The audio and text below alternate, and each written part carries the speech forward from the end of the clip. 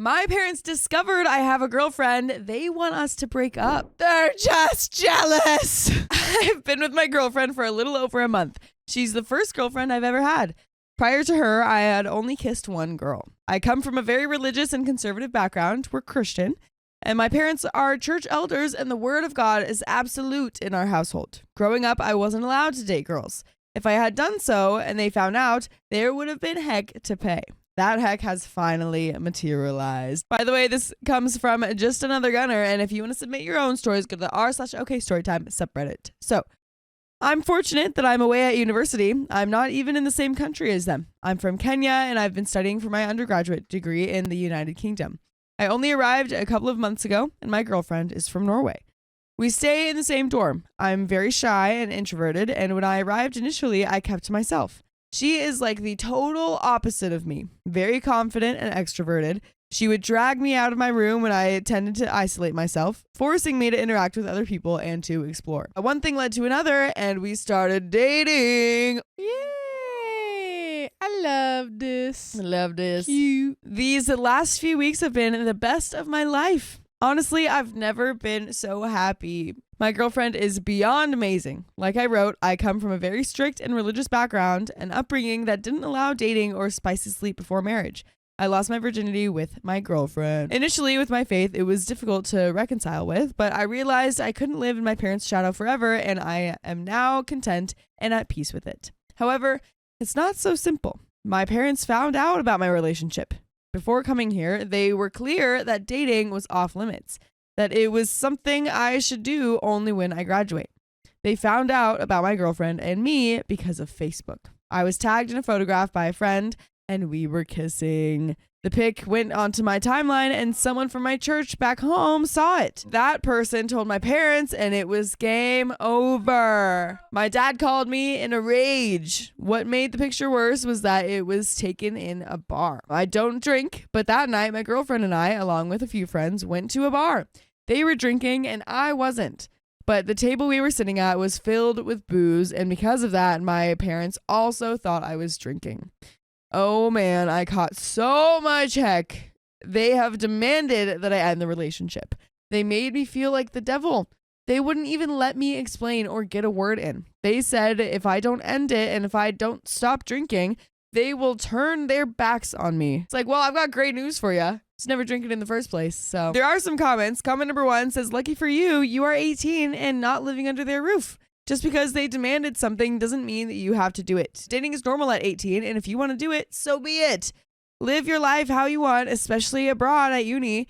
You ain't getting this time back. OP responds, the thing is, they're paying for my education. Yeah, that's a tricky bit. And that is something that they are using as leverage. Someone responds, if they are threatening you financially, it is likely a bluff. More than anything, what they desire is control. If they stop paying for college, what else would they have left to threaten you with? What has happened in the past when you disobeyed then? OP says, I have an older sister and she said the same thing. They're bluffing. My parents value education a lot, and growing up as a kid, I was always pushed hard to do well in school. My sister told me that there is no way they would stop me from doing my degree. As for what they have done in the past when I disobeyed, shouted at me and reprimanded me, but these were minor things, the disobeying. As someone else responds, this is why you need to get in touch with your dean or admin of financial affairs, whatever it's called. Explain to them that you are in a harmful situation with your parents and need to start transitioning to independent financial aid. Explain the situation, your upbringing, and the fact that they will pull your financial aid if you don't follow their ridiculous rules and you just cannot live with you anymore. Go from there. Make sure that they know it's not just a typical helicopter parent situation either, if those are even typical. Comment number 2 says, just lie to them. They aren't your friends and they don't respect you. Lie and get what they should have given you unconditionally. Then set boundaries and gradually decrease contact until you are comfortable. People like this don't change easily. I'm like, not gonna lie. Yeah, you tried to talk to them. You did that already. It didn't work. Right. It sucks that like the picture is literally of them kissing though. It's not like, I think you just go and they say, you better break up with her or else. Okay. like, okay, I'm doing, yeah, honestly. All right, I'll do it. I'll break up. Yes, sir. And then tell all your friends, like, you guys, you can't post anything about me. Can't post anything at all. Are there settings on Facebook to like not have other people's posts about you on your... I think there are. Yeah, I wonder if you can make sure like so people don't tag you on things or something. Yeah. Honestly, I think for now that's the way to go. You'll grow up and then they'll be fine with it, I guess. But we do have an update. So my parents recently gave me an ultimatum. Break up with my girlfriend or face them turning their backs on me, prompting me to drop out of university. There we go. And then just lie. They are very conservative and religious Christians, and they said that I should only date when I'm done with school. Growing up, I wasn't allowed to date at all. Prior to my first girlfriend, I had only kissed one girl. My parents have always been very strict and unrelenting in what they think is right and what they think is wrong. Spicy sleep before marriage for them is an absolute no-no. I come from Kenya, but I'm studying for my BA in England. My parents found out that I had a girlfriend due to Facebook. Yeah, I learned from that mistake big time, and they flipped. Initially, my plan was just to lie to them. They are thousands of miles away, and with me being much more savvy with Facebook privacy settings in the aftermath of what happened, the chances of them finding out that I was still with my girl were slim. Exactly. That sounds great. But there is, however, that didn't come to pass because I got very pissed off by what my dad demanded of me.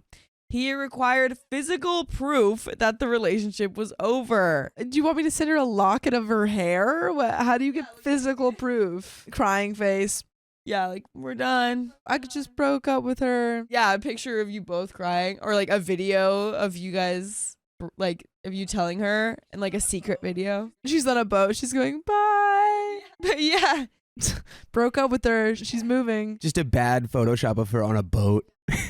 And you like with like the modified like face edit that gives you the big overdone like frowny face. Over the weekend, he called and demanded that my girlfriend should record a video of herself saying it was over. This is so funny. I am a shy, reserved person who has always been obedient to my parents.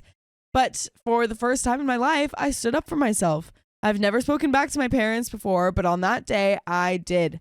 I told my dad that he wasn't living in the same universe as everyone else and that there was no way that I would humiliate and degrade my girlfriend in such a manner. Honestly, good point. That's like so awkward for the dad to ask of the girlfriend. Dude, I could do it. Get some fake tears going. I'm breaking up with you. It seems like an easy video to record and then just be like, haha, and then just kiss afterwards. From like a principle standpoint, I understand. For sure. Like if we're all adults here, you're asking another adult like, hey, you have to record that you are breaking up. Like that's weird as heck. Yeah, I would be like, do I want to be with you? I don't know. But so it's good that OP's like, no. Yeah. I won't do it. Exactly. Good on you.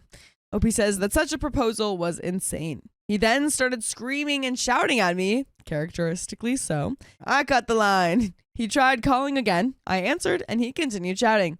I told him I wouldn't talk to him until he started acting in a civil manner.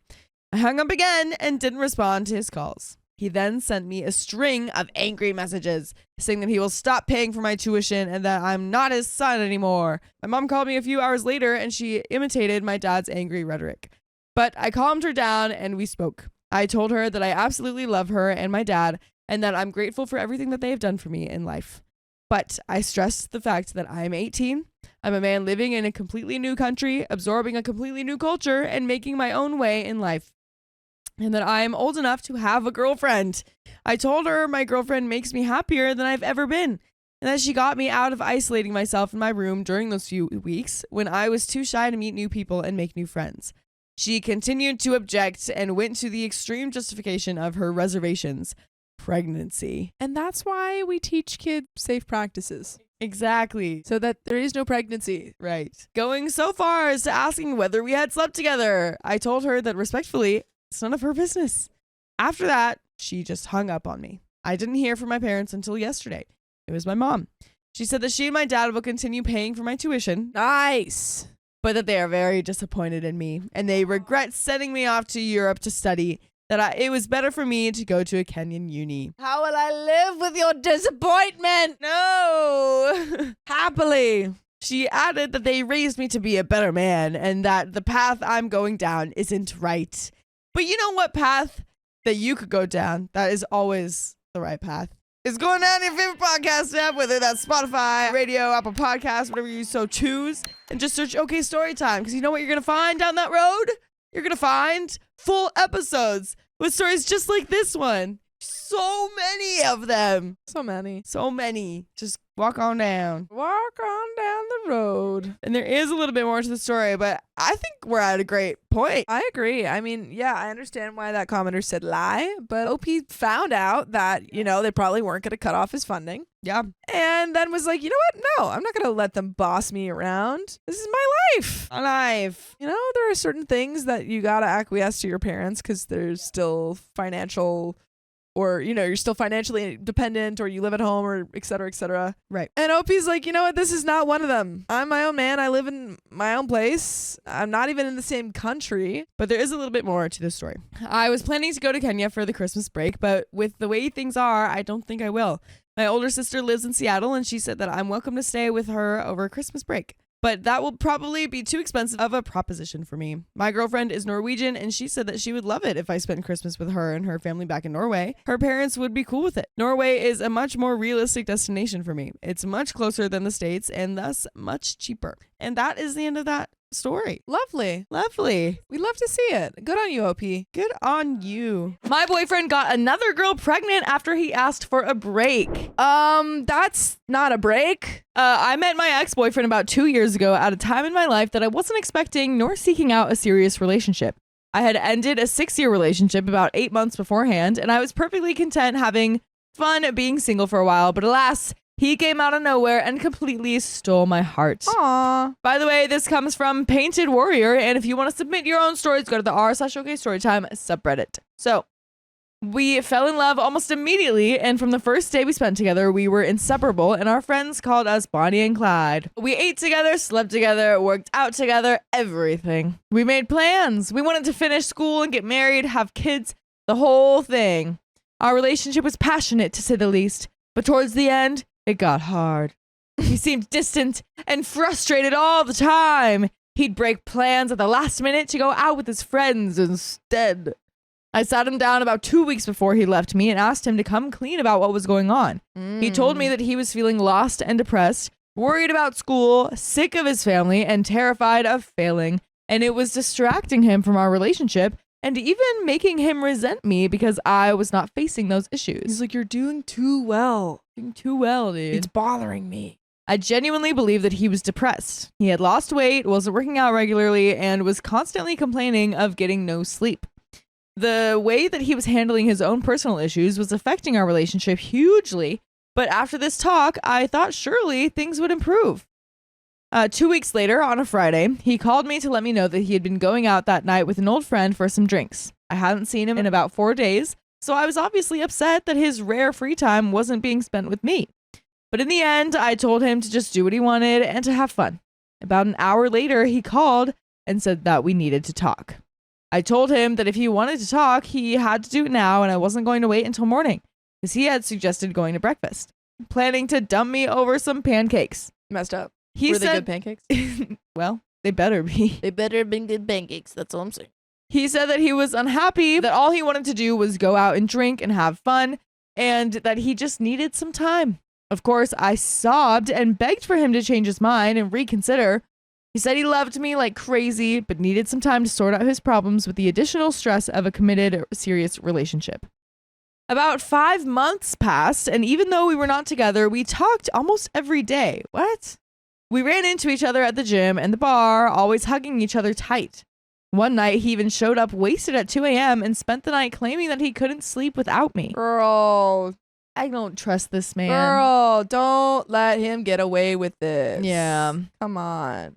We celebrated Christmas and each other's birthdays together, getting each other presents and cards. He texted me at midnight on Valentine's Day because he wanted to be the first one to say Happy Valentine's. Girl, save yourself. Yet he doesn't want to be in a relationship. He doesn't want to be in a relationship with you, and he is stringing you along. He's just keeping you there as like a default. Like, Yes. oh, I know I have someone there who cares about me. I just want to look for other people while I'm at it. Exactly. Yeah, Don't be his default. Yeah, the first one to say Happy Valentine's. That's what you say on your birthday. Yeah. Not like Not Valentine's Day. You usually For don't someone have you're like not a ton of dating. Valentines, and you to be the first one. Come on.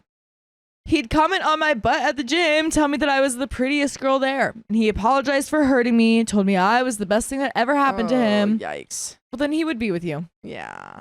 Obviously, I had hoped that things would work out, and I realized that maybe we didn't need to rush getting back together.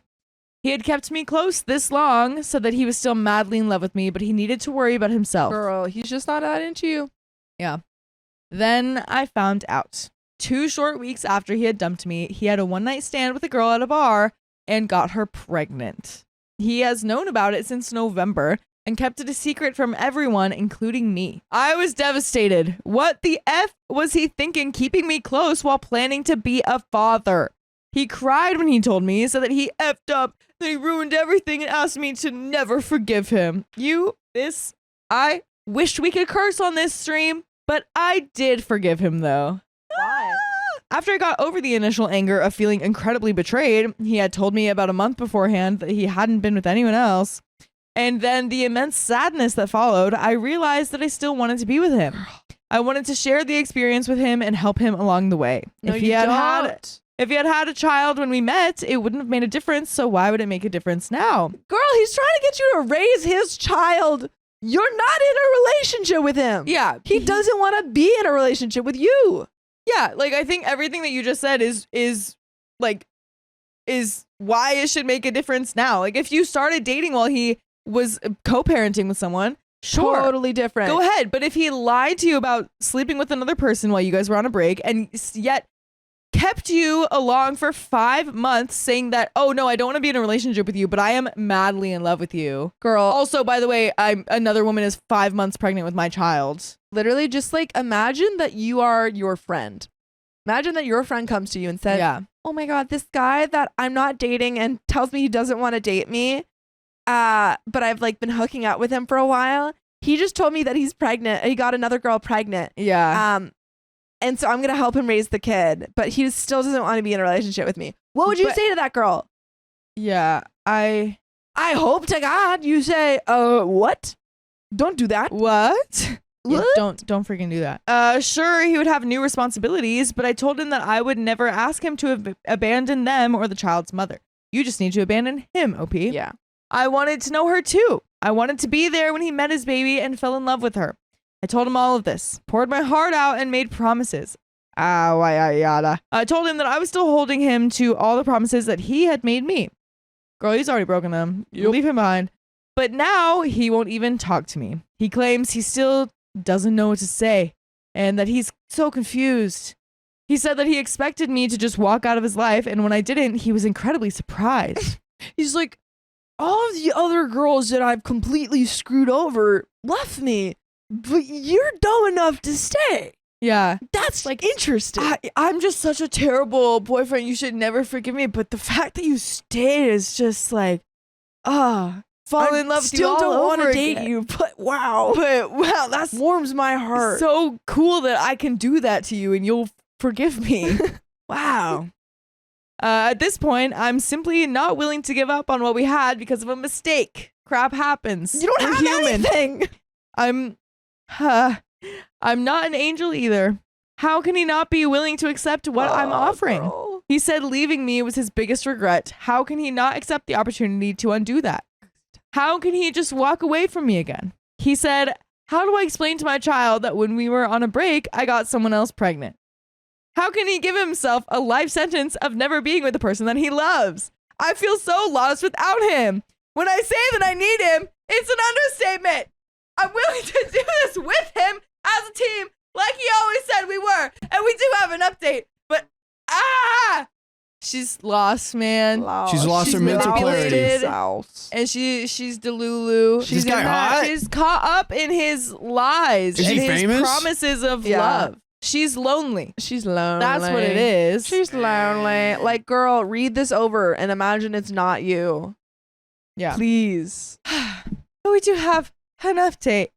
Let's see what happens. First of all, thank you to everyone for the advice, as hard as it is to hear. I appreciate so much that people took the time to read my story and weigh in on what I should do. Really, to be honest, no one has said anything that I didn't already subconsciously understand or know I should do. Few things. Part of the reason I chose to forgive him is that is what I was taught to do. If I don't forgive him for what he's done to me, I'll forever hold a grudge against him, stopping me from moving on with my life. Girl, you can't move on right now. Someone asked about his relationship with the other woman, and I know very little about it, really. One of the first things my ex told me when he was explaining himself was that really she didn't mean much to him, and if she hadn't called him up and said that she was pregnant, he may have never seen her again. Girl, you don't mean much to him. Yeah, so I do agree that it's not very likely that this pregnancy resulted from a one-night stand, although we all know it is possible. What? So I have also concluded that this went on for a while. Okay, yeah. I'm sure that there's a lot I don't know at this point, which might be why I'm so hesitant to initiate letting go. Interesting. He's like, I have to go undercover to figure out the extent of this relationship. I'm sure there's a valid reason for him knocking her up and lying to me about it. I just don't know it yet. Maybe she threatened him to release government secrets, and he had to do it for country, for queen and country. I just have to hold on until this makes sense because it doesn't right now. Girl, this is crazy. Please. I hate loose ends and unanswered questions, so I've berated him with calls and texts. We spoke earlier today. He called me a few hours after I wrote this post and suggested that we sit down and talk in the next few days. I'm willing to do so, but really it's to tie up some loose ends. Girl, I don't mean to be harsh. Yeah. I love you. I'm embarrassed for you. It's hard. This is hard, man. It's hard to listen to. It's hard because it's really sad. Yeah. Not one single person who commented on this post said anything along the lines of love conquers all, or I see where you're coming from, or he's worth it. Not one. Yeah. Yeah. Take that as a sign, OP, please. Girl. Even though I initially told myself that I wouldn't let random Redditors affect my ultimate decision, it's hard to ignore what I obviously have to do. I have a lot going for me. I'm in my 20s, about to finish my master's degree, and I have a lot of friends who I love very much. I'm going to assume that she is probably in the range of 24 to 26. Yeah. I think so. Being able to see the value in those things instead of a broken relationship is a big realization. A lot of people also ask for me to look at the situation more logically, imagine it happened from an outsider's perspective, etc., and that helped too. That's what I said. Exactly. That's what I said. Obviously, there are a ton of details that I did not include for brevity's sake, and really the only person who completely understands the situation is me. Well, I don't think you understand it at all, actually. Yeah. I think everyone else understands it. I don't know think what happened, what's going on. But you know all the details. Yeah. You don't understand the situation. But being able to see a clear consensus in a matter of hours from complete unrelated strangers to let go and move on has turned a lot of what I thought I wanted upside down. And by the way, you can turn around and go to iHeartRadio, Spotify, Apple Podcasts, whatever your favorite podcast app is, and search OK Storytime because you're going to find full episodes with more stories just like this one. Yes, you are. Get on over there. But there's a little bit more to the story. I've said all I needed to say. Yeah, I think we should just jump right into it. I think so too. I could agonize for days over some of the questions. When did it happen exactly? Was I sitting at home crying while he was out effing? What could have been? But I simply don't want to anymore. I want to desperately move on. I don't want anyone to think that I don't want to move forward from this. Right now, it's a matter of finding the strength to do the dirty work and ignore his calls, block his numbers, whatever. I think I'm just dreading that so much that it stopped me from seeing the situation for what it really is. Regardless, thank you. Well, welcome. I'm freaking glad this girl is out of there, man. Yeah, like get out of there. Shocking that it took literally every Reddit comment saying, leave him, leave him, leave him, leave him. She was like, no one's saying that I should stay. He's the one. Like, maybe you guys are on to something. And it's true. You are wrong. It's true. That's okay. You are. You know, you've learned. It's a hard pill to swallow, but you got it, girl. You got it. My husband prioritized his mistress over me. Now he wants me to adopt their baby? Just like do it. My husband, Tyler, 41 male of 14 years, is a huge fan of both this Reddit and the OK Storytime podcast. Us. Dude, like, that's literally us. So I'm writing this here so that he can really hear me. By the way, this comes from Puzzled and Broken, and if you want to submit your own stories, go to the r/OK Storytime subreddit. So, background. I, 38 female, and Tyler met in high school. We started dating in my final year and stayed together through college before moving in together and getting married in our 20s. We have 3 children, 1 boy, 8, 2 girls, 5 and 2 months. Last night, our pretty wonderful lives got destroyed when Tyler came home visibly upset. He poured himself a large drink and sat at our dining table with his head in his hands. I've never seen him like this. I put the kids to bed, fed the baby, and then went to talk to him. I wish I hadn't. I feel sick to my stomach. So he starts with how sorry he is that he missed Camille's birth. How? Oh, he missed what? He missed I'm your assuming baby's that's birth? the 2 month. Yeah, the newest 2 months. child. The new one. The new release. The newest edition. Yeah. How odd. We'd talked about this. He'd been in Canada on business when she decided to make an early arrival, except he wasn't. He was in Canada, but at the birth of his other daughter by his mistress, Emily, of 4 years. Okay. Wait, I'm sorry. Okay, 1, crazy. 2, what are the coincidence? Like, what coincidence it is to have your affair baby be same time as your other baby? Man's biological processes run like clockwork. Apparently. They were born less than 24 hours apart. Twinning. The universe wanted him to get caught. They wanted him to get caught. I nearly threw up there and then, but I'd not long cleaned up from dinner, so I'm very glad I didn't. As if Tyler hadn't just burnt down our entire family, he continued. Emily is not okay. She can't care for the baby, and she wants him to have her. She wants to give up all her parental rights and that we can raise the baby as Camille's twin. Though through all of this, I haven't said a word. I hadn't shed a single tear, but that was the straw that broke the metaphorical camel's back. I walked out and locked myself in the bathroom. Tyler knocked on the door about 15 minutes later, telling me he has the effing paperwork for me to sign to bring his daughter back to our home country. Hey, so I don't know, shot in the dark here. I feel like your secret baby has nothing to do with OP. Nothing. Yeah. No, absolutely nothing. Yeah. And he really needs me to sign it ASAP to get things moving. No, the only thing you'll be signing are divorce papers. Yeah. I don't understand any of this, though. I don't understand the affair. I thought we were happy. I feel so numb, so freaking stupid.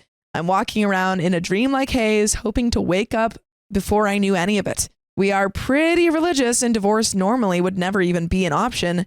But how can I stay with this man? But if I leave and reject his baby, I'll be shunned by our entire community as well as our children. I feel sick and ashamed, and I have no idea what to do. I'm wondering if they're Mormon. Yeah. There are some comments and an update. But wow, do not sign that paperwork. No. Anyone who would ostracize you for being like, hey, my husband telling me we had to adopt his affair baby was kind of my like that was my limit. It crossed the line. I had to leave. Yeah. Anyone who would judge you for that, just you don't want to run be in away that from community. them anyway. Yeah. That's a terrible community. Absolutely. Full of people whose values are completely skewed. Comment 1, do not sign any paperwork your husband gives you. That affair baby is not your child. They may be innocent in all this, but that doesn't mean you need to take on the raising of them. Your husband's affair partner should have thought about how she couldn't take care of a child way before now and used the proper birth control or terminated the pregnancy. Not count on her affair partner and his wife to raise her baby. The absolute audacity. As for your community, if they will shun you because your husband cheated and tried to bring his affair baby home as a twin to your actual baby, well, that's a religious community that's full of hypocrites, ain't it? You can also move away with your children. There's nothing keeping you there. This is exactly what I said. Your husband made the conscious choice to stick his wiener in another woman. You can make the conscious choice to leave his cheating butt. Nowhere in the Bible is cheating condoned. It's actually frowned upon, and there are multiple passages referencing it, which you should know, but can look up. I mean, it's one of the 10 commandments. Thou shalt not commit adultery. Commit adultery. That one. That one, yeah. You're thinking of 11B. Yeah, 11B. That was one of the rough draft commandments that didn't make it in there. He came with 20 and he was like, we got to cut this down. Yeah, he's like, I really feel like the one about the secret baby and the affair can kind of be rolled into one. Yeah, right? I think so. Okay. But there is an update. Today, I dropped off our children at school and the baby to my in-laws and returned home to talk to my husband. We talked for hours. I told him I needed the truth, all of it. And now I don't think I've ever known this man. Tyler strongly believes he's done nothing wrong. That's insane. That's insane. This man is clinically insane. He's not married to anyone in the countries where he works. Wow, he actually does. That's crazy. I feel like we're just like reading ahead, but we're not. That's the most unhinged thing you could ever. But it's just to those of you that said Emily might not be the only one, gold stars. There are several other women, some past, some present, and even another child who is 13 years old. Oh my God. I went to collect our baby after asking him to pack a bag and be gone before I got back. I need time to think. But my in-laws knew the second I arrived that something was very wrong. I broke down and told them everything. Mother-in-law is defending him. Of course she is. Saying he's made a mistake. We were young when we were married and that babies are a blessing wherever they come from. Father-in-law is raging, however. He tried to tell his wife that no matter how she tried, he was indefensible. Father-in-law is a lawyer and immediately jumped into action. He's signing over a portion of the family trust so that I can support myself and the children. Nice. At least the father-in-law is on your side. It's more than generous and will be needed as I'm not getting a divorce. Are you... Oh. Okay, he thinks, given the information we have, that I can apply for an annulment. Sick. Right. Yeah, that's great. You get the support of the community, I guess, still. And also leave your cheating husband. That way, my standing is intact and I can move on without the stigma of divorce. So, Tyler, if you're reading this or listening to this, I want an annulment, and I really hope you read the comments, and I hope you've listened to this episode. Yeah. Some people have really captured your essence in describing you. And there is a second update. So this is my second update. The first was a quick edit to my original post, but a lot has happened since then, so I thought I would come on and alleviate my stress by getting it all out on here. I can no longer say it feels like I'm in a haze. My emotions finally kicked in and they hit my butt hard. I've spent a few days being the second worst mother, nonstop crying and shouting at my little ones for just being tiny humans that don't know better. I admit it, I suck. I mean, but you're human. Well, you're a pretty rough spot. Yeah. Be gentle with yourself. But at least I don't win first place. That honor goes to my mother-in-law. Not only did she know, she was encouraging his behavior. Shortly before my wedding, Tyler went to her and told her that his bit on the side was pregnant. She was in yet another country, so out of fear of losing her baby boy to another continent, mother-in-law decided to tell him to go forth and multiply, but not poop where he eats. Hence, he kept it from me and married me anyway. What an idiot I am for never noticing a darn thing. Mother-in-law not only knew about his other two children, she's met them. She travels a lot. Oh my God. Who would suspect the sneaky bee? Sent them gifts. She even set up college funds for each of them, all behind father-in-law's back. Dude, this is like the epitome of like baby insanity, like the grandma. Yeah. Like grandchild insanity. She's like, go forth, my son. Multiply. Give me grandchildren on every continent. As many stars in the sky are how many grandchildren I want to see. I deserve to have 100 grandchildren. Yeah. Your mother-in-law is yikes. Father-in-law is not a happy camper, and I guess we will have to wait and see how he handles the situation. Divorce, I hope. Hopefully. But for now, he's staying at a 5-star resort. So at least he's grieving the demise of his family in well-earned comfort. Good for him. On to Tyler. He did see the post. The last thing he said to me was, "How could you destroy the thing where I find my peace? You shall find no peace here." Like a side piece? No, us. Us. No, I meant. Oh. You're making a joke. Yeah. Yeah.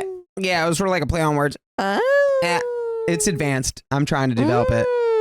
Like, I feel like playing on words could be like the next big thing. It could be the next big thing. Right back at you, pal. He has now deleted all his socials, so I'm very sorry to OP. To us, as you've lost a fan. That's all right. That's okay. Hey. We didn't need him. Don't worry about it. We haven't spoken for a few days, but the last time we did, he agreed to sign over the house and won't contest the annulment. He doesn't want to see our children and will sign away his rights. After all, if the marriage didn't happen, the kids didn't either, right? I'm not sure what the deal is with Canadian mistress and baby, other than mother-in-law is determined that I should at least sign the adoption papers so that poor little thing can be with her family. Hey, mother-in-law, why don't you sign the adoption papers? Why don't you adopt her since you love her so much? I wonder if they're just trying to get her like an American citizenship. Like if that's the trick I don't key know. thing here, I don't know. But I don't know why they would need OP's signature for that. I'm not signing anything. I don't blame the baby. I understand it's time sensitive, but what's to stop him abandoning this baby girl when something else comes along, just like he has with our children? Exactly. I don't have the emotional capacity to take on the baby whose existence brought my life crashing down, no matter how innocent she is. I truly hope she ends up in a home where she's cherished forever, but that home won't be mine. Which brings us to me and my children. We are all going to therapy individually and family. We need the help. Geez, I need the help to navigate this huge, life-changing mess that we find ourselves in. We had our first session on Friday, and it could have gone better, but it could have been a lot worse. The children know, in an age-appropriate, roundabout way, what is happening. There have been tears and tantrums, but they're just trying to adapt to a range of emotions they don't understand, and I'd never have wished on them. Once the dust settles and all the legal stuff is over, I want to sell the house and move. We need a fresh start and new people around us. I'm not sure what to do about the in-laws yet. Obviously, father-in-law has been amazing, putting everything into action and getting us in to see the right people. But I'm not sure I can ever forgive mother-in-law enough to look her in the face. But you should look us in the face by listening to full episodes of stories just like this. Just go to Spotify, Apple Podcasts, or iHeartRadio and search up OK Storytime. That's right. Listen to us with your face. Listen. But there is a little bit left to this story. On your face. Do you have any final thoughts? Yeah, I think, I don't know if I'd ever forgive mother-in-law or my ex either. Nope. I don't think you should. Yeah. I don't think you should. I think there is we always talk about forgiveness in the concept of like eventually letting that, anger or releasing that anger. So you're not always thinking about these people and they don't occupy your mind at every moment. But I don't think you ever have to forgive them in the sense that, welcome them back into your life. No. Yeah, I think if your mother-in-law ever is in the same location as you and tries to talk to you, you should literally just don't say anything. Just look around like, don't even talking to me? Don't even say is someone talking. Just be like, yeah, like you kind of do like a. It was weird. Some buzzing. Exactly. Huh. There is a little bit left to the story, so we're gonna read it. That's right. OP, I truly hope you're okay. Tyler wants no contact, and I'm fine with that. But mother-in-law adores her grandchildren. Not enough to keep our family together, though, clearly. I don't know if I should let her see them. I really am not sure of much right now. And quick edit, having read this back, I just wanted to clarify I wasn't shouting at my children for days, just snapping at them when they wanted things like snacks or to play, or constantly asking questions about why mama was so sad. I'm disgusted with myself, so please be kind in the comments. Be kind to yourself. I'm getting professional help with my mental health. Thanks again. Comments. Comment 1. The majority of these comments are saying to not let the mother-in-law see the children. However, I will be the devil's advocate for the sake of the kids. Their father already abandoned them. I would not cut the entire side of the family off yet because they will feel more unwanted. If you do not do it abruptly. Gradually ease them into it, even if you have minimal contact with his side of the family. You don't want to villainize yourself even more in the situation. Good luck. And OP says, the children haven't seen mother-in-law since we found out that she knew and encouraged Tyler's behavior, but they have seen father-in-law several times. Mother-in-law messages several times a day asking about the children, but until now, I haven't replied. I will speak to the children's therapist about the best way to go about any contact she has with the children moving forward. Comment 2 says, I think it could be incredibly damaging to your children to have anything to do with your ex's side of the family when he is completely abandoning them and when your ex-mother-in-law has proved herself to be a pretty immoral human being. But that is definitely something to discuss with a good therapist. For now, I suggest you keep her massively at a distance until you're clear on what to do. I wish you and your children the very happiest future. Opie says, thank you. For now, I'm only keeping in touch with father-in-law, who is not talking to his wife at all. Everybody is still stunned by her attitude to the entire situation. If they get back together, I would have to set up strict boundaries for the children to have contact with father-in-law, as I really don't want her filling my kids' heads with horrible nonsense. I really appreciate all the comments and support. I genuinely just feel really lost right now. And that is the end of that story. Oh, but you're going to find a little bit of peace somewhere now that you're at least out of this situation with the fam. My girlfriend keeps playing with her food. It's making me crazy. It's time to grow up. This is a throwaway because this whole situation is so stupid and I don't want it associated with my normal account. So my girlfriend eats popcorn by frogging it, which means she picks up a handful, brings it up to her mouth, and sticks out her tongue to quickly pull pieces into her mouth. By the way, this comes from No More Frogging It. And if you want to submit your own stories, go to the r/OKStorytime subreddit. So the first time I saw her do this, I was very confused and a little put off. I asked her what she was doing and she just said, "I'm frogging it." I thought it was kind of cute, if a little silly, but I didn't think much else of it at the time. I did not realize that she is utterly incapable of eating popcorn in any other way. I think it's gross and weird. It seems silly, but the sounds and visuals are very childlike to me, which is very off-putting, especially because when she frogs it, she'll often giggle in a very unnaturally way for her. She giggles in a high-pitched way if she drops a piece of popcorn or one falls off her tongue while she does it. What's the issue here? I don't understand. This guy's like, my girlfriend is whimsical. Like, what do I do? She already isn't the most mature person who ever lived, and she definitely leans into being pretty quirky, which I really like about her, but can also kind of slip into childness. I know that watching New Girl was very formative to her, so I don't know if the whole frogging it thing is from that show or whatever. I've asked her to please eat popcorn like a normal person around me, but she rolls her eyes and tells me that I don't have a say in how she eats anything. Which is true. Which is fair in theory, but listening to her mouth smacking for 45 plus minutes every time we watch a movie or a TV show a couple times a week is beginning to have an adverse effect on my mental health. Okay, buddy. We're not talking about her lip smacking though, right? You're talking about the technique. Yeah. So maybe bring it up, say, hey, it's the sound, it's the lip smacking. It just, I don't know, it just gets to me, nails on a chalkboard. Sure. If there's a way to do it without that sound, maybe we could work something out. Dude, do it without killing her whimsy, bro. What's wrong with you? I'm mad at you. I'm at the end of my rope here. There's only so much frogging a man can take. Oh God, I'm at the end of my rope. I can't do it anymore. Well, then you can just walk away, dude. What are you talking about? Exactly. Will I be the a-hole if I unequivocally tell her that she can't do her hellish popcorn ritual around me? She can do it all she wants when I'm not in the room. I just can't deal with hearing it anymore. Some of OP's comments from both posts. OP, you sound like your dream job is like watching paint dry. Right. Boring man. Very, very boring. Sorry, I just... One commenter says, quote, will I be the a-hole if I unequivocally tell her she can't do her hellish popcorn ritual around me? And how do you think you're going to reinforce this? She has already told you that you can't tell her how to eat. Everyone sucks here. Disagree. I don't know why you're so fixated on this, and I don't know why she thinks it's necessary to eat that way. OP says, that's fair. Honestly, I'm not sure how I would enforce that.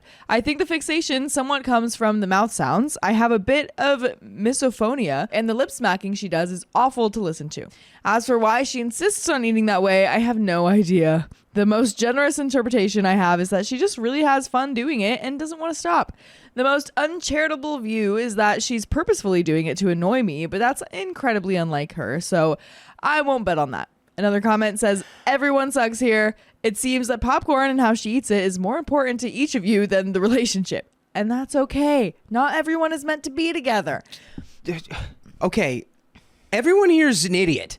Yeah. I just want to say, this guy goes, I guess the best light I could paint it in is that she just enjoys doing it and has fun and doesn't want to stop. Yeah. Oh my God. There it is, brother. You did it. That is exactly the reason. So if you just tell her that you're like, when the lip smacking noises happen, it could be you, it could be the King of England, it could be literally anyone. Yeah. I want to claw my eyes out. Right. That's a whole different thing than what you've been describing. Exactly. Get to like the root of the issue here. OP responds to that commenter, and this response is downvoted. Good. I get where you're coming from saying that we're incompatible. I know that this is really a common thing to say, but our relationship is good outside of this. We have fun together and have adventures and love each other. She's genuinely my favorite person to be around, and I love almost everything about her. She's incredibly smart, super talented artist, and has a magnetic personality. I can't speak for her, but I think that she feels the same way, and I don't think that either of us consider this something that we would break up over. I really appreciate your comment. Another commenter says, WIBTB, she's just eating in a way that makes her happy. If you hate it so much, then you can leave when she does it. OP responds, and this is also downvoted. I understand where you're coming from, but it's not as simple as just leaving the room when she does it. It only bothers me when she does it while we're watching TV together. We're usually cuddling or right next to each other. We both really like spending time with each other like this, and would both be pretty bummed if we had to cut it out completely. Another commenter says, not the a-hole? ? Can she really not eat like a normal person just to make her partner a little bit more comfortable? That seems like a reasonable accommodation to ask for. Partners are supposed to be nice to each other. Surely she can avoid doing that for the sake of you. OP responds. Can I just really quickly say that comment was like, not the a-hole, because you should totally kill her shine. You should totally Right. drown her sparkle, bro. 100%. Yeah. OP responds, she's really typically not like this. For some reason, which after reading the comments is pretty ridiculous, this is something that's really important to both of us. She's a really awesome person and great partner outside of this. One of the top commenters says, sounds like you need a less interesting girlfriend. Let her be her true self and stop trying to dim her light. Make her as boring as you, OP. Make her boring. OP responds, I definitely don't want to dim her light. I just want her to stop doing this one thing around me. I get how it might read like I don't like her or that I want her to change. I'm fine with her frogging it as long as I'm not there. And another commenter says, you're the bee. Just ignore it if it bothers you, bro. OP says, I was previously able to ignore it when it was a couple times a month, but it's recently become more and more common and become a bit unmanageable for me. I do wish that I could just ignore it, though. Guy. Another commenter says, you're the a-hole because if you think someone is immature and you want to change them, you shouldn't be with them. You describe your girlfriend as quirky in a way that comes off as really condescending and not at all affectionate. Facts. If you have misophobia, perhaps popcorn shouldn't be part of shared movie rituals because it is a noisy food, but you needn't dictate how she enjoys it when she does eat it. OP says, oof, I definitely don't want to be condescending. I just wanted to explain that I don't think she's doing this out of malice or even putting that much thought into it at all. Holy crap, buddy. That because you were condescending this whole time. Yeah. I can see how my post reads like I don't much like her, but be assured that I do really love her. I think I need to communicate that to her better, but I really appreciate your comment. Another top commenter says, finds quirky girl to date, thinks it's cute, then immediately tries to get her to stop being quirky. Just go find someone you actually like instead of trying to snuff the fire out of this one. OP says, I mean, I do encourage her quirky habits a lot. I primarily finance her different art stuff, have a ton of fun listening to her explain obscure YouTube drama. I see her in every performance I can. I drive to her places because she doesn't have a license. I listen to her random morning singing, and I love the way that she sees the world. I definitely get how people are getting the impression that I don't like my girlfriend, though. I really didn't mean for my post to come across like that because I love my girlfriend more than anything in the world, and we do have an update, but he's fighting for his life in these comments right now. Oh, buddy. I mean, I guess I'm inclined to believe you. Yeah. Because, you know, you probably would have just left if you truly just didn't like this person, right? Like, yeah. It's more like, I think she's trying to figure out, like, am I truly in the wrong for asking her to change this thing about herself that she does? Right. And buddy, yeah, you are. Sure. At least the way you're going about it now. Yeah. I think if you bring up that you have some kind of like phobia or some kind of like, you know, if you're like actual thing, yeah, then just explain that. If she's quirky, she's got her quirks. She might have her phobias. She can understand your quirks, and you could figure out a compromise here. Yeah, and I would definitely maybe do some exercises so that you could see what your perspective sounds like when you write it. Because, dude, you said you weren't trying to be condescending. You made it sound like your girlfriend was a 5-year-old, like mentally. It did sound pretty condescending. So for sure. But we do have an update. Edit just coming in to clear up some things. Misophonia. Wait, it says misophonia. I was reading it wrong this whole time. It's okay. Misophonia. We got it. Yes, I have misophonia, but it's not the primary driver of my frustration, which is how the situation keeps repeating itself. What? My girlfriend. I do actually love my girlfriend a lot. I know it really doesn't seem like it, and I totally get why people don't think I deserve her, but I really do think that she's the greatest woman in the world. I also don't think that she's doing this to upset me or why this is our hill to pass away on. As for alternative snacks, I do always have alternate snacks like pretzel rolls, mixed nuts, berries, fruits, chips, and all that good stuff. These are all foods that my girlfriend loves, and I take care in providing.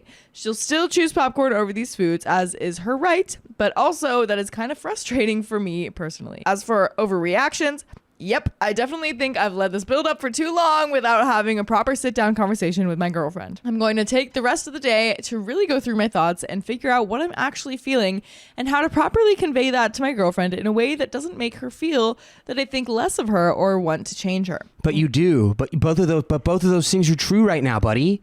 Yeah. If it's not, you had me in the first half. I'm like, oh, it's just about the noises. Right. That's what we were thinking. And then he literally goes, it's not actually mostly about the noises. Yeah. So you do just want to change your girlfriend. Yeah. Which is bad. I mean, within this context, it's bad. Look, sometimes people need to change for the better. Sure. If they're like a mean.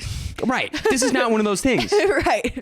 Right. When she gets home this evening, we'll talk it out. Thank you to everyone who commented and messaged. You all gave me some great perspective and I really appreciate it. I 100% would be wrong to dictate what my girlfriend can do, and I've definitely been approaching this in the wrong way. And we do have a second update, believe it or not. Dude, I can't wait to see how this guy fumbles this. Yeah, I need to see. There's no way it's going to go well. I doubt it. If he's approaching it from the fundamental perspective of it's like my girlfriend is childish and immature doing this thing and I don't like it. Right. It's like, well, we do have a second update. So just posting this to my profile as a little update and conclusion. First, I'd like to again thank everyone for their comments. I didn't respond to all of them, but I did read many of them and appreciate all of them. Couple more clarifications from things I saw in the comments. I'm 26, girlfriend is 28. I forgot to put that in my original post and only updated my Emma the A-hole post with our ages. Thankfully, I am not a 40-year-old shocked at the immaturity of his 18-year-old girlfriend or anything like that. Since several commenters projected that onto the situation. My girlfriend can technically drive, but she doesn't have a license. That's why I drive her around. If there's one thing that she hates more than driving, it's breaking the law. I finance her hobbies because I make more money than her. We equally share bills and rent, but I pay for most things outside of that. She's got debts to pay off and savings to build up, and anything I can do to make that easier, I want to do. So as for the update/conclusion, after my girlfriend got home from work and had a chance to catch her breath and settle in, I sat her down and we had a really good conversation. Here's the short version. She didn't realize how much her frogging it bothered me, and had I explained that better or in a less annoyed tone, she would have stopped a long time ago. Many moments during our relationship that I had chalked up to her being immature or childish were her intentionally messing with me. In retrospect, that makes a lot of sense. She's going to now default to assuming I'm serious rather than joking, and I'm going to be more clear when I am being serious. When I showed her this post, she agreed that the way I wrote it makes me sound like a controlling wienerhead who hates his girlfriend. True. Wow. True. Dude, but props on you for showing her this post. Yeah. Like that. Yeah. I like that. She doesn't think I represented the story, her or myself, in a very accurate or coherent way. And I have to agree there. Yeah. I promise I'm a vaguely normal guy most of the time. Dude, okay, so we're just suffering from a case of this guy didn't know how to properly write. If we've got miscommunication with the girlfriend, it makes sense that there's miscommunication with Reddit. Oh, that's a great point. Right? So good.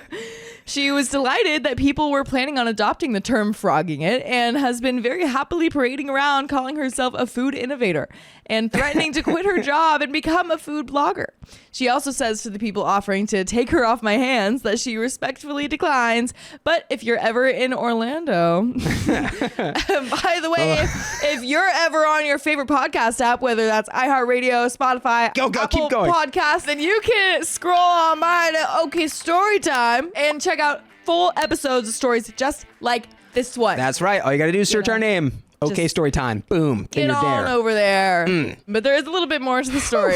Shall we just wrap this up really quick? I mean, look. Yeah. I mean, everything that we would have had to say has been like undone. The girlfriend is here. She's like, girlfriend's here. Yeah, you did make yourself sound terrible, but guys, he's not. I promise. Right. No, I honestly believed him when he was saying like, I actually do love my girlfriend. That's why I'm like so desperately coming to Reddit of like, how do I fix this one thing? You know, which is I could understand that. And guess what, guys? Guess what it was the whole time? What? It was just clearly communicating. What? No way.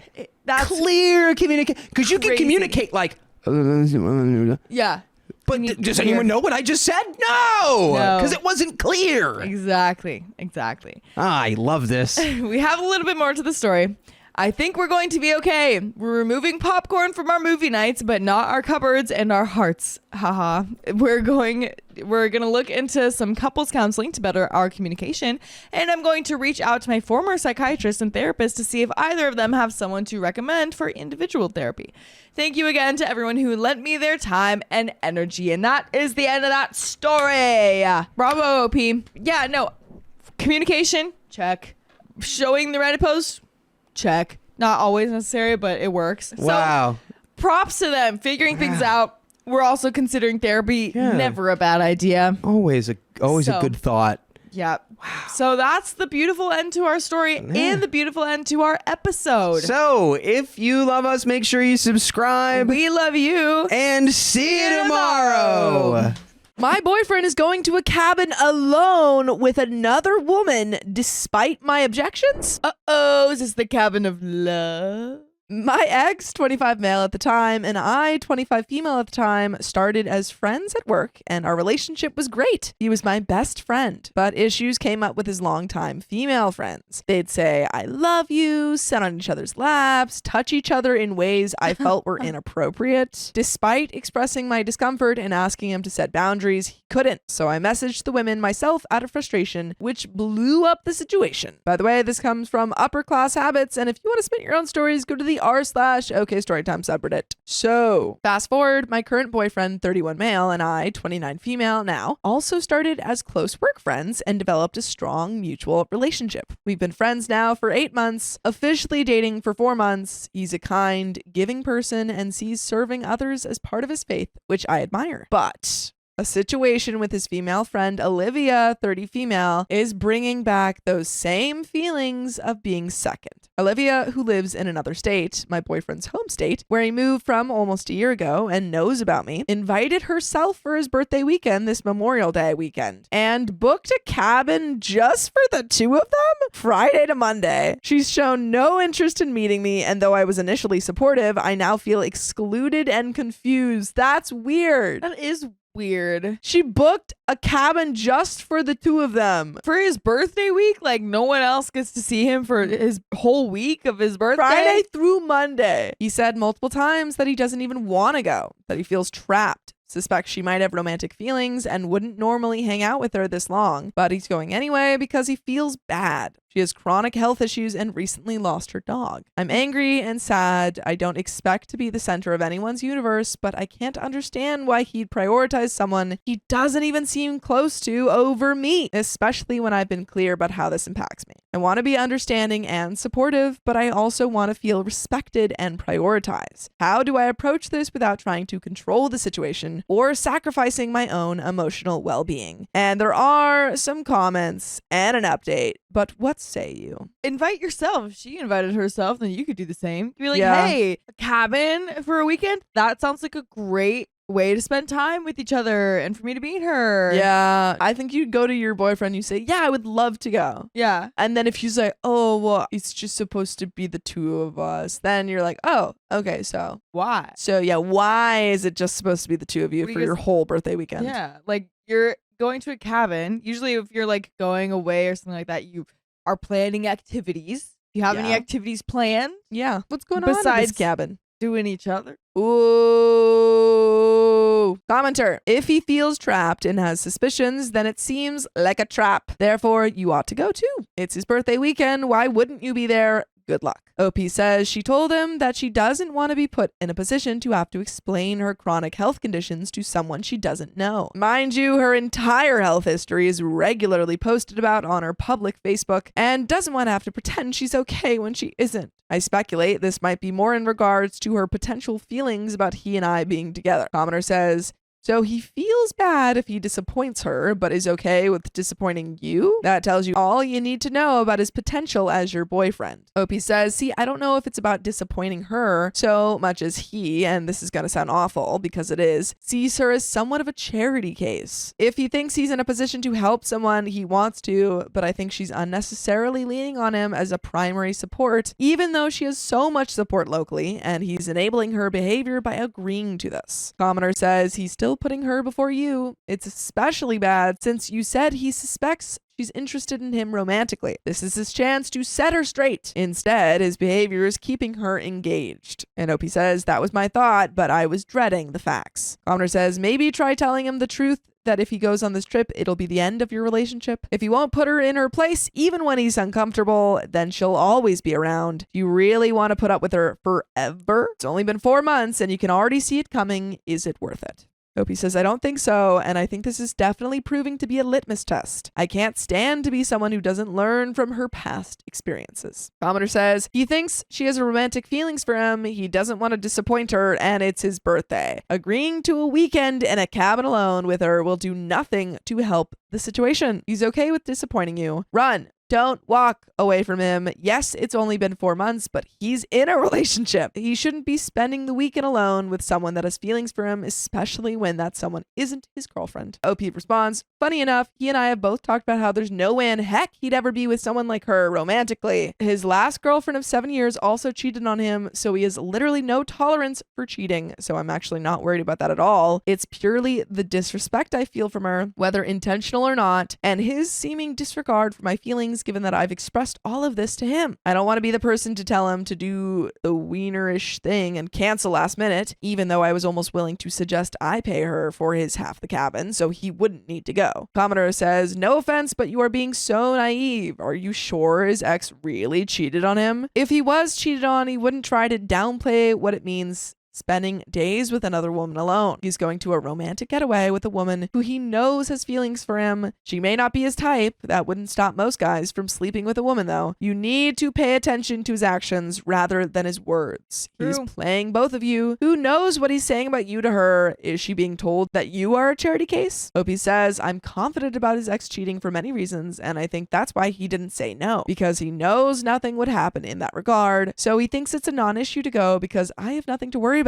Again, that was never my concern, and I think his past experience is giving him tunnel vision on the issue being cheating rather than the disrespect of the entire situation. And there is a mini update in response to a commenter saying she's really stretching for excuses for him. So I just got the diagnosis from the doctor. It turns out that I actually suffer from a chronic condition called delusion. There is an update though. I offered potential solutions. I offered compromises. I was clear with what was actually bothering me and that I would never put him in this position. I told him he would be so incredibly hurt, and rightfully so, if I did this to him. I told him he could decide for himself what he wants to do, and I told him what I wouldn't be tolerating from a partner. He acknowledged and agreed that everything I was saying was true. Then he went. He's like, yeah, I totally agreed that it would be disrespectful if I went, so I will be going. Yeah, and that's when you say, okay, I'm out of there. Because he wants to get out of the habit of being so flaky, and he made a commitment, so he has to go.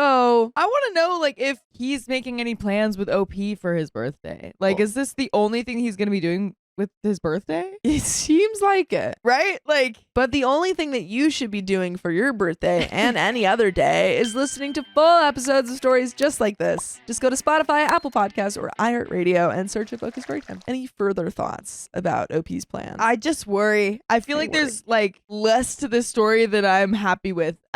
I really hope that the rest of the story has like some kind of answer. I sure hope so. Yeah. OP's just like this. The boyfriend leaves and she's just like, okay. Yeah. I texted him that I'll always love him, now only as a friend, like I told him from the very beginning. Now I'm not even sure I can or want to. Love is a choice. The opposite of love is indifference. And he's all but told me he's indifferent to me, both as a partner and as a friend. Thanks for the tough love, Reddit. I'd rather be angry at him, at myself for not seeing this coming, than be sad when he's feeling absolutely nothing. And edit to add, yes, I ended it. All right. Dang, wow. I can't even think about him or the situation without being angry. I look forward to when the anger turns to indifference. In some of OP's comments, commenter says, good on you, OP. Did he respond to your text? Sorry, but there's no way that he did was the right choice. He dismissed your feelings completely. He never gave a crap. Opie says he very ignorantly replied, does this mean you're ending the relationship? Oh my God. And then patronizingly said, I admire you for putting up your boundaries. It's more than I've certainly done. Commenter says, why would you love this a-hole even as a friend after he did this to you? Just go no contact and forget this person. He doesn't care about you at all. Opie says, in between sending that and now, he replied with nothing but patronizing support for my ability to set the boundaries he couldn't. He fully acknowledged what happened and responded with indifference. That's all, since it made it impossible for me to want anything to do with him. Commenter says, really just cheating on you full on in front of your face, huh? What a POS. Opie says, I speculate he feels content because he didn't lie about anything. Commenter says, this is the stupidest thing I've ever heard. He can't say no to a holiday weekend getaway because her dog passed away. Next, it will be he couldn't turn down her offer to bang all weekend because she was sad about her dog. Exactly. Tell him to enjoy his holiday weekend, but after the holiday, he'll need to find himself a new girlfriend. I spent way too much time married to someone who prioritized helping and pleasing other people and putting me on the back burner.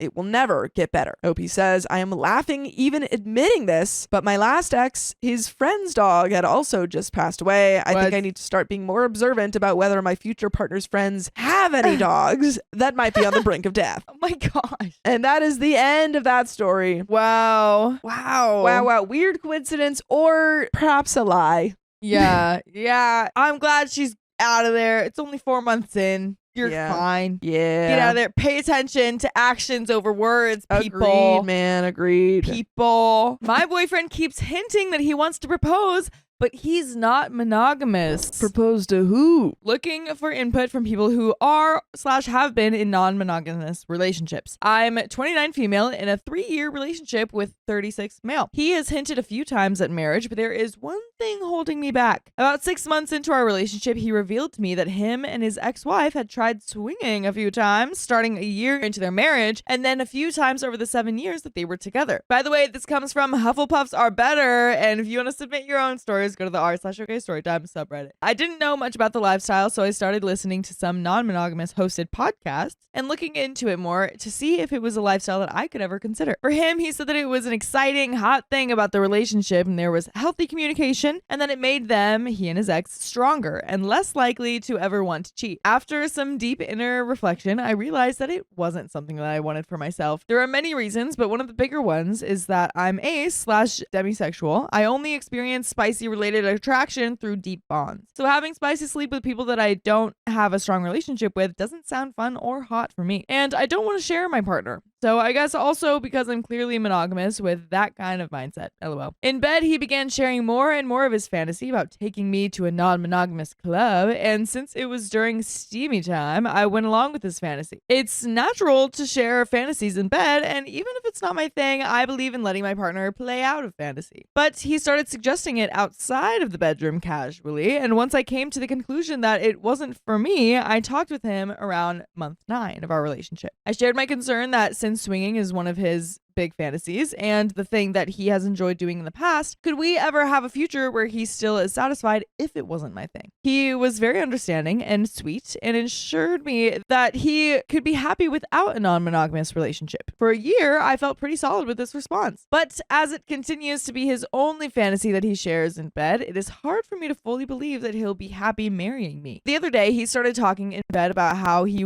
was turned on by a thought that he had. I asked him to share, and he said that he pictured me giving another. Whoa! Doing hey, some what's spicy- going on here? What the heck? Oh, man. Whoa! Do something spicy to someone. Yeah, do some spicy related activities to someone They're else. doing, like, another man. Acrobatics. I asked if he was doing anything to me in this fantasy or just watching. He said that there was another girl doing some spicy activities while I'm with another guy. I know that it's his spicy hobby, but it's hard for me to hear from that he's dreaming of another girl pleasuring him while he's currently having spicy sleep with me. And that is what turned him on in the first place. He brings up swinging in about 2 out of 5 of our spicy sleep encounters. I have had 2 previous partners and they were more of the you're the only one for me kind of guys, and it made me feel so special. So when he does this, I end up feeling like I'm not enough. I know that it's a monogamous mindset and my own insecurity. I share my insecurity about not being spicy enough for him, but I avoid saying this because of those things that he says in bed, because then he wouldn't be able to live out that spicy fantasy privacy at all, and I don't want to take that away from him. He is very open about all the things that he and his ex-wife did, and I like that he feels comfortable to share without thinking that I'll shame him or get upset. But honestly, it makes me feel like I'm lacking. He used to have 3 ways. He would do swaps, and basically all of his biggest spicy hobbies he got to play out in real life. But with me, he can't. I truly love him and we're happy in every other sense. We have now lived together for a year and he wants me in his whole future. My question for anyone in this non-monogamous community, if you happened to fall for a monogamous person, do you think you could be satisfied leaving the life, or would you possibly regret or resent marrying down the road? Or just have any thoughts to share in general? Anything might help me work my way to a conclusion. He and his ex only did it a couple of times a year and it wasn't that big a part of their life, but a very happy one. I ask you because I can't speak to it with my friends. I think that they would form a bad view of him because they are all monogamous and probably would see it as him being driven by lust and not loving or respecting me. You guys have a different mindset on love and spicy sleep, and I'm hoping for any insight or suggestions of how and if this can work long term. And we do have some relevant comments. East Bay Fun Couple says, is it possible that it can work out? I suppose. But since he keeps bringing it up, it's a valid concern and it would absolutely give me pause. This is something that you both need to work out before getting married, in my opinion. OP responds, thank you for the validation. I'm naturally a person who feels bad for feeling bad and tries to avoid any conflict. So it helps to hear that it is something that should give pause. Now, I just got to figure out how to bring it up and try to work it out in a way that works for both of us, if possible. Thanks again. And the top comment, Damon Pinky, you need to hear this. This is not going to work out. He has again and again made it clear that that lifestyle is his #1 fantasy and has used steamy time to nudge you into it, and for years not given up on the idea despite you being clear about your preferences. If this was purely an imaginary fantasy, it could be overcome, but he has actually tasted blood, and unfortunately, that never goes away. Basically, you'll be marrying him expecting that he'll change, and he'll be marrying you expecting that he'll finally convince you to flip to the other side. Basically, a relationship built on false expectations. Heck, he might even be thinking marriage is somehow going to solve this dilemma in his favor. I can guarantee you that once you're married, he'll float the idea of an open marriage. You need to exit. And we do have an update of 19 months later. Dang, man. Wow. Do we agree with those comments? Yeah, I mean, I think that he's already trying to convince you. You already don't want to do this. I think that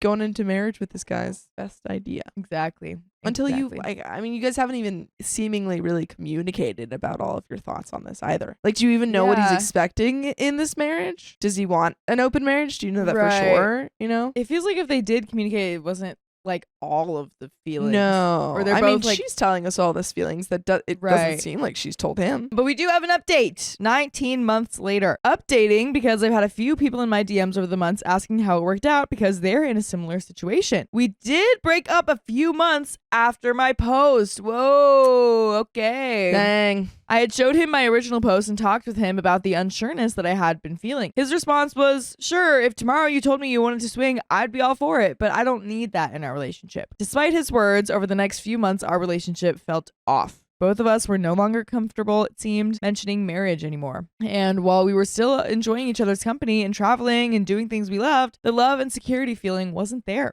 I would bring up that we didn't seem as connected, but he would say that it was my anxiety talking in my head. We went to a Halloween party with our friends who are all in their 30s to 40s and have been married anywhere from 5 to 15 years. The couple who was hosting the party were mid-30s with 3 kids. At the party, the husband, I'll call him Trey, started flirting heavily with all the girls. He was very wasted, most of us were at some level of intoxication, and was being very touchy-feely. This was extremely unusual behavior for him. His wife, who we'll call Kayla, seemed a bit embarrassed, but was also giving us the okay with what was going on. We could tell to some degree that they must be opening up their relationship in some way. Well, towards the end of the night, Trey began to make out heavily with a girl in the corner of the pool who had been invited by them, but the rest of us had never met before. Her husband was socializing nearby, but he knew what was happening, so we all just shrugged it off as consenting adults and whatnot. However, when Kayla came outside, it became obvious that she wasn't okay with what she saw. She and Trey disappeared from their own party for a while, and we all were wondering if we might need to head home and give them some privacy. They came outside though, and we could tell that Kayla wasn't okay. Trey started apologizing publicly to everyone and said, "We've gotten into swinging, but it's very new for us. Kayla and I promised that we would not do things with others without one of us clearly giving the okay. We invited this couple over tonight with the potential plans of going further with them. I effed up and started initiating deeper while Kayla was inside the house and unaware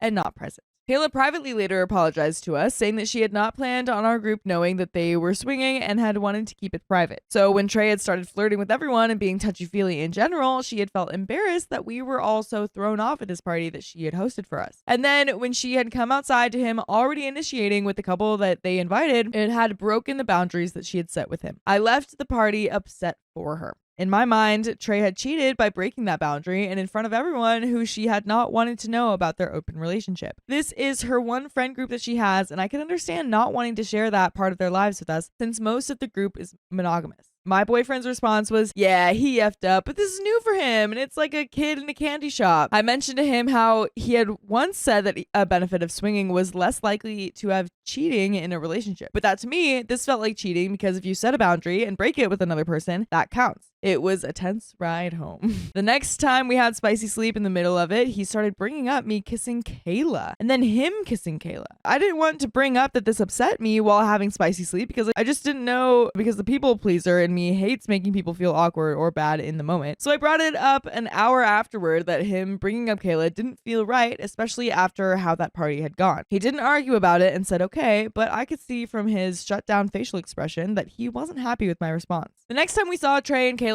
they had the couple from the party over at a board game night. Looks like they had worked things out and I was happy for them. They were very flirty and kissing on the other couple, and while it was still strange and new to see, I was happy that they were happy. I was having a fun time with everyone, but I could tell that my boyfriend was very moody and everyone kept asking him if he was okay. In the middle of a board game, I had just started up with some friends. He came in and interrupted very moodily, saying, "You ready to go?" On the car ride home, I asked him what was up, and he was pretty shut down. It clicked with me that he was jealous of the swinging happening in front of him. When I asked him if that's what it was, he said, "I wouldn't say jealous." And I asked what he would say, but he said that he'd get back to me on it when he could put it into words. So I dropped it for then. But a few days passed and he wasn't showing signs of opening the conversation, and my anxiety started to grow until finally I brought it up again. He said, "It's just hard to see what I can't have right in front of me." To which I responded, "It's hard for me to see you mad and moody about it because I know that I'm the reason why. I'm the one keeping you from it. You say I'm enough, but then you do things that make me feel like I'm not really. Please be honest with me." He went back to saying that I was, and that it was my anxiety saying that. I asked what we can do to make our relationship work better because this wasn't working. He mentioned that I could initiate more in bed. I can understand that. While I'm a very responsive partner who never has turned down spicy sleep, I am not often the initiator. So I tried doing that and he turned me down on 5 separate occasions for reasons like, "You just vaped and I don't like vaping because it leaves a sweet artificial taste in your mouth." And he vapes a lot. I'm stressed with work. And there was one night that he was pleasuring himself in the shower and I asked if I could join, and he said that he'd come to the bed, but I said I would just get in the shower with him. It worked out and I feel gross. But he said that he wasn't interested in shower spicy sleep, so never mind. Dude, he's moving the gold bar. He's Yeah.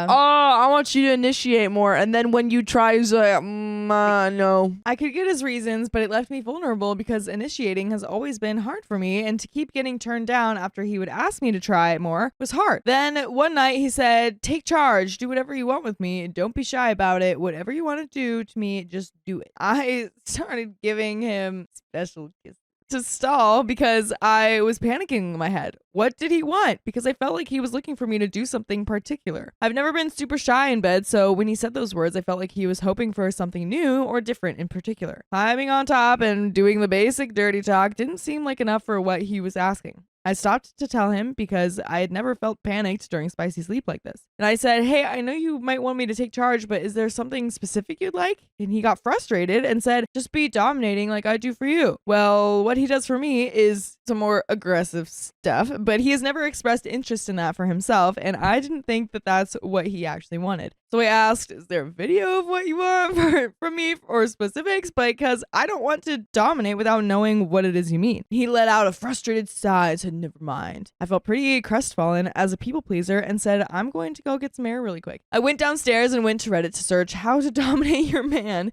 and get ideas and give myself a pep talk. I came back upstairs and heard him in the shower. So I opened up the door to hop in and give it a go and realized that he had already pleasured himself after I had left. I awkwardly got out of the shower and cursed myself on awkwardness. Looking back, I can't help but laugh at myself at trying to make it work with the wrong person. Let's just jump forward to the breakup because this post is already so dang long. I sat him down and said that we're disconnected and not okay lately. And you say you want me, but I don't feel that from you, so I get the feeling that you don't know what you want. And he admitted that he wasn't sure and needed time. So I said, after 3 years, if you don't know, then that's the answer I need. I know that we love each other, but we need to break up. This isn't it. He looked stunned. He began crying hard and asked me to stay in the same bed that night to hold me one last time. He cried the whole night while I comforted him, and he kept saying, I know it isn't fair for you to have to comfort me like this, but thank you because I need you right now. He also said things like, I've been an idiot because I thought some things were important and then this happens and I actually see what's important. He began asking for another chance and I said that I wasn't sure I could give that because I'd lost trust in his love for me. He said that he'd prove it back with time. No. Well, in under a month, he said in bed, this month we're going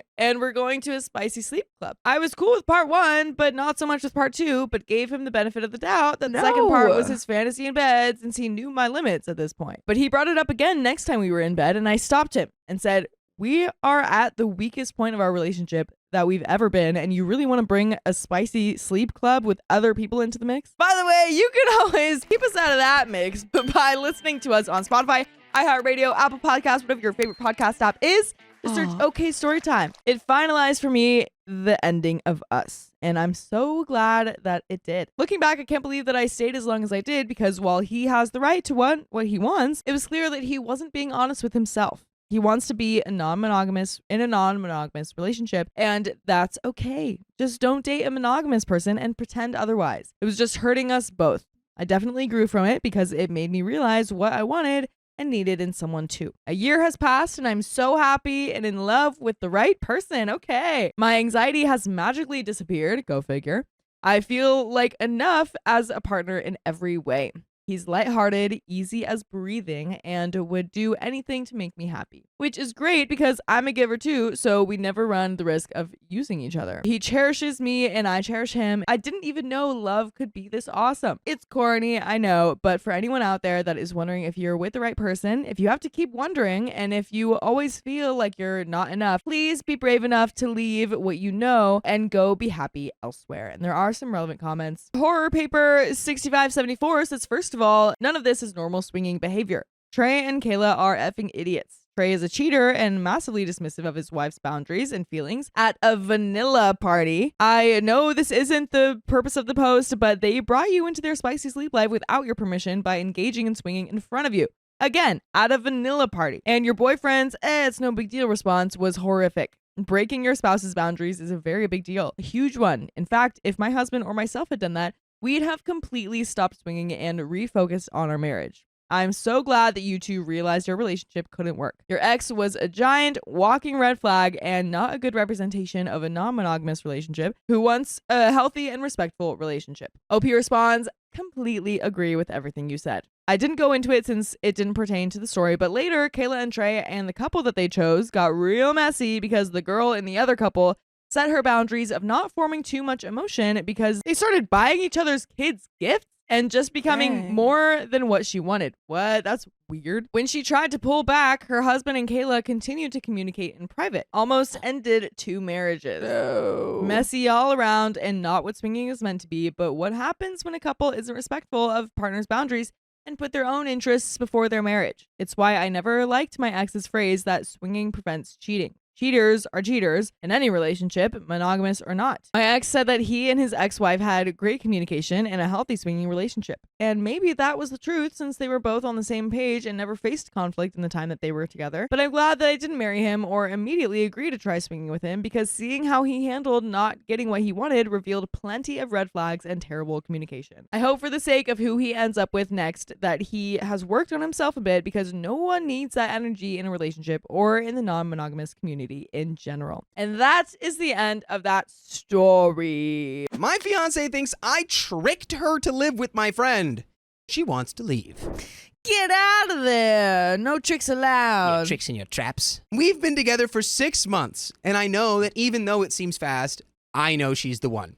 She loves me just as much, but lately we've been having a problem. By the way, this comes from user throwaway unsure GF83. And if you want to submit your own stories, go to the r/OK Storytime subreddit. So we're living in my car for the last 4 months because she was taking care of her grandfather with dementia and couldn't do it anymore. He was becoming increasingly combative and has been placed in a memory care facility. I offered to let her stay with me. My lease ended 4 months ago. We've been living in my car while finding a new place. I'm from a city in the southern area of the state, and we were making regular trips down to visit my friends. I had a job but was unhappy and about to quit because I knew I could easily get back into my old job. A couple of weeks ago, she suggested that we move to my city because she had nothing holding her there, and she said she noticed I was unhappy in her city and seemed happier in mine. She is on disability, and I work. So we got to my city, and I told her that there's a female friend of mine who will let us stay with her for a few days. My fiance and her don't know each other except for a couple of brief meetings. It's been 2 weeks that we've been staying with my friend now, and my fiance and I got into a very heated argument this morning because she blew up at me and said that she didn't sign up for this. She said that she feels like she's watching me have a life with another woman and wants to end the relationship and go back to her city. I've asked her to just hold on.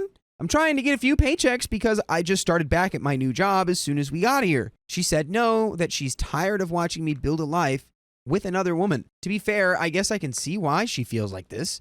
My friend is a single mom and she has asked for my help a lot. So far, I've moved a chair for her, taken out the trash, cut her grass, opened jars, and watched her son. My fiance and I were both raised in a traditional value family, and she feels like my friend is asking too much of me. I feel like I'm just helping her out in exchange for a place to stay for a while. I've been paying her though. I think my fiance is being ridiculous, but she said she's suspicious of my friend's intentions because of her asking me for help all the time. She said she's heard that if another woman is constantly needing a man's help, she's doing it with the intent to steal him. I've tried telling her that I'm not going anywhere, but she's mad because she said she feels like I'm putting myself in a situation where my feelings for my friend could become romantic. Brother, just run. She said she feels like I don't care about her point of view. She's made it clear she doesn't exactly like my friend because she knows what she's up to and doesn't appreciate me just brushing it off. Okay, go sleep outside. I did this so we'd have a roof over our heads, and honestly because I feel like because I work, I deserve to have a place to rest. My fiance said that it's been a couple of weeks and that it seems like I'm becoming complacent and don't want to leave, or will decide that I don't. She said if I decide to become roommates with my friend, she's definitely leaving. She acknowledged that it's her issue to deal with, but that she's been feeling jealous because she's been watching me do things for another woman and eating another woman's cooking. Where I'm from, that is pretty big. Really? If it's just you eating another woman's cooking and not like a family get together.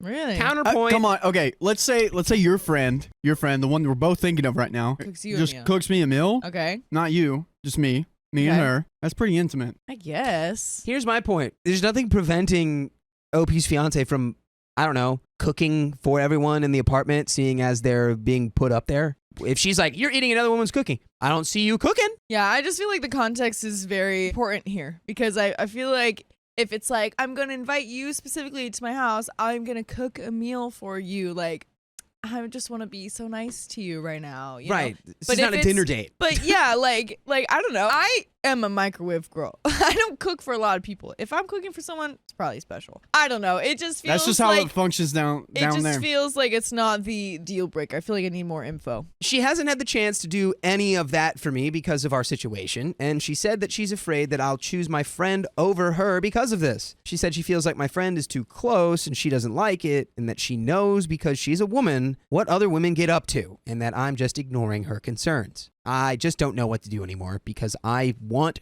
her here with me, but she seems very unhappy. I don't want her going back to her city because there's no one there for her. She has a lot of friends who've asked her over, and I just want her here with me, and I want us to have a life, but she seems very unhappy. I'm not really sure what to do to resolve this.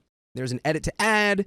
My fiance said that she feels like I tricked her into this because I didn't discuss this with her. She said that she knew that we would be staying for a few days, but not this long. She said that she now thinks that I discussed this with my female friend before moving down here and did not tell her how long we would be staying, and therefore took away her choices. She said that if she had ever known it was going to be this long, she would never have agreed to come back with me. I didn't plan this behind her back. It just sort of happened, but that's what she thinks, and I can't change her mind. Another edit to add, I should have clarified that my friend has made no attempt to get to know my girlfriend at all. We usually go into her room to talk about our day, and my girlfriend is never invited. I have a theory. Is your room big? Is it the biggest room in the whole apartment? Why are we in your room? What's in your room? Why are we having private time in her room, though? Sometimes I'll go into Sam's room and talk to him because it's very big and spacious. But I don't invite people to my room to have conversations because it's very small. Yeah. Yep. Unless it's a group more than 3. Well, could maybe something have happened that OP doesn't know about? That's my theory, is that at some point early in the meeting, like his fiance did some crazy cringe stuff, being like, I know what you're doing. Don't try to be my friend. I know you're just trying to take my man. And yeah, and if someone said that to me, I'd be like, okay, well, we're not going to talk about our days anymore. Yeah. I guess I'll just leave you alone and I'll talk to your fiance, who I have known much longer than you. And by the way, don't know if you guys remember this, I am the one preventing you from being homeless right now. Right. I'm doing you a gigantic favor. Yeah. I haven't said anything to her about this because I don't want us getting punted out.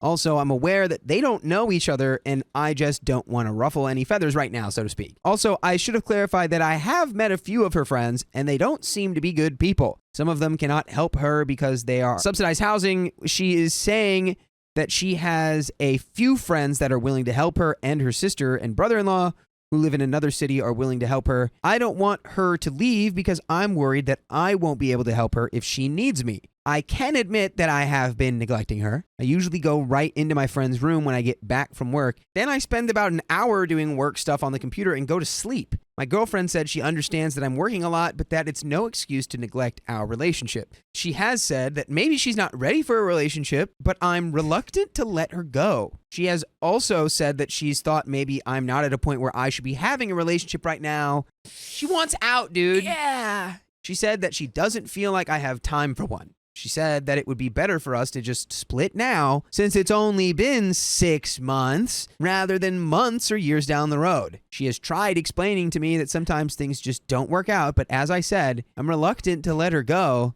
Comment 1, you should let her go if she wants to go. She's unhappy. She's sitting in an apartment with your friend who ignores her.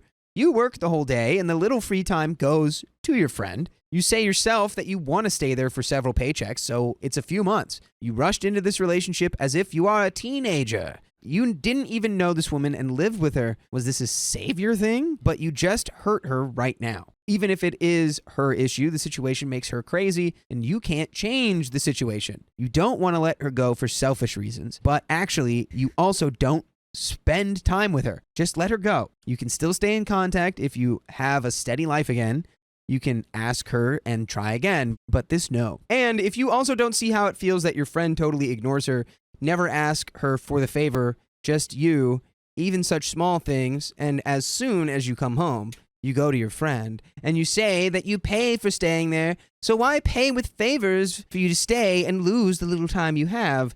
You also wrote your daily plan, and there was no time for your girlfriend? OP says, I'm planning on getting a place for the both of us, but as I said, I want to save up a few paychecks. I was planning on staying in the car with her after these couple of weeks, but I'm honestly thinking about asking my friend to stay a little longer. Yeah. Did it just not compute? Like, I understand how it may seem messed up that my friend ignores her, but I want us to have a place to stay right now.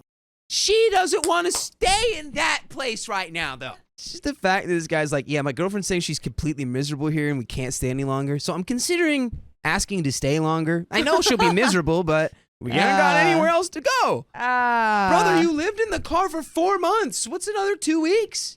Yeah, dude. I don't get OP. I don't get all of the people in this story, I think. I don't get it. I don't get it. I don't get it. I don't understand. Stare at the sun for 25 seconds. I just don't want to not be able to help her if something goes wrong because she is disabled. She has suggested maybe living apart for a while and then seeing if things are more stable in a few months, but I need her here. Without her, this whole thing collapses because I will not be able to afford an apartment without her. She suggested maybe living apart for a while and then seeing if things are more stable in a few months, but I need her here. Without her, this whole thing collapses because I will not be able to afford an apartment without her. Is this the friend or the fiance? This is the fiance. And the fiance's not staying with the friend in OP, right? Yes. They're all staying together. Oh. My point is, he's just saying that she's half the rent. You just married her because she's half the rent.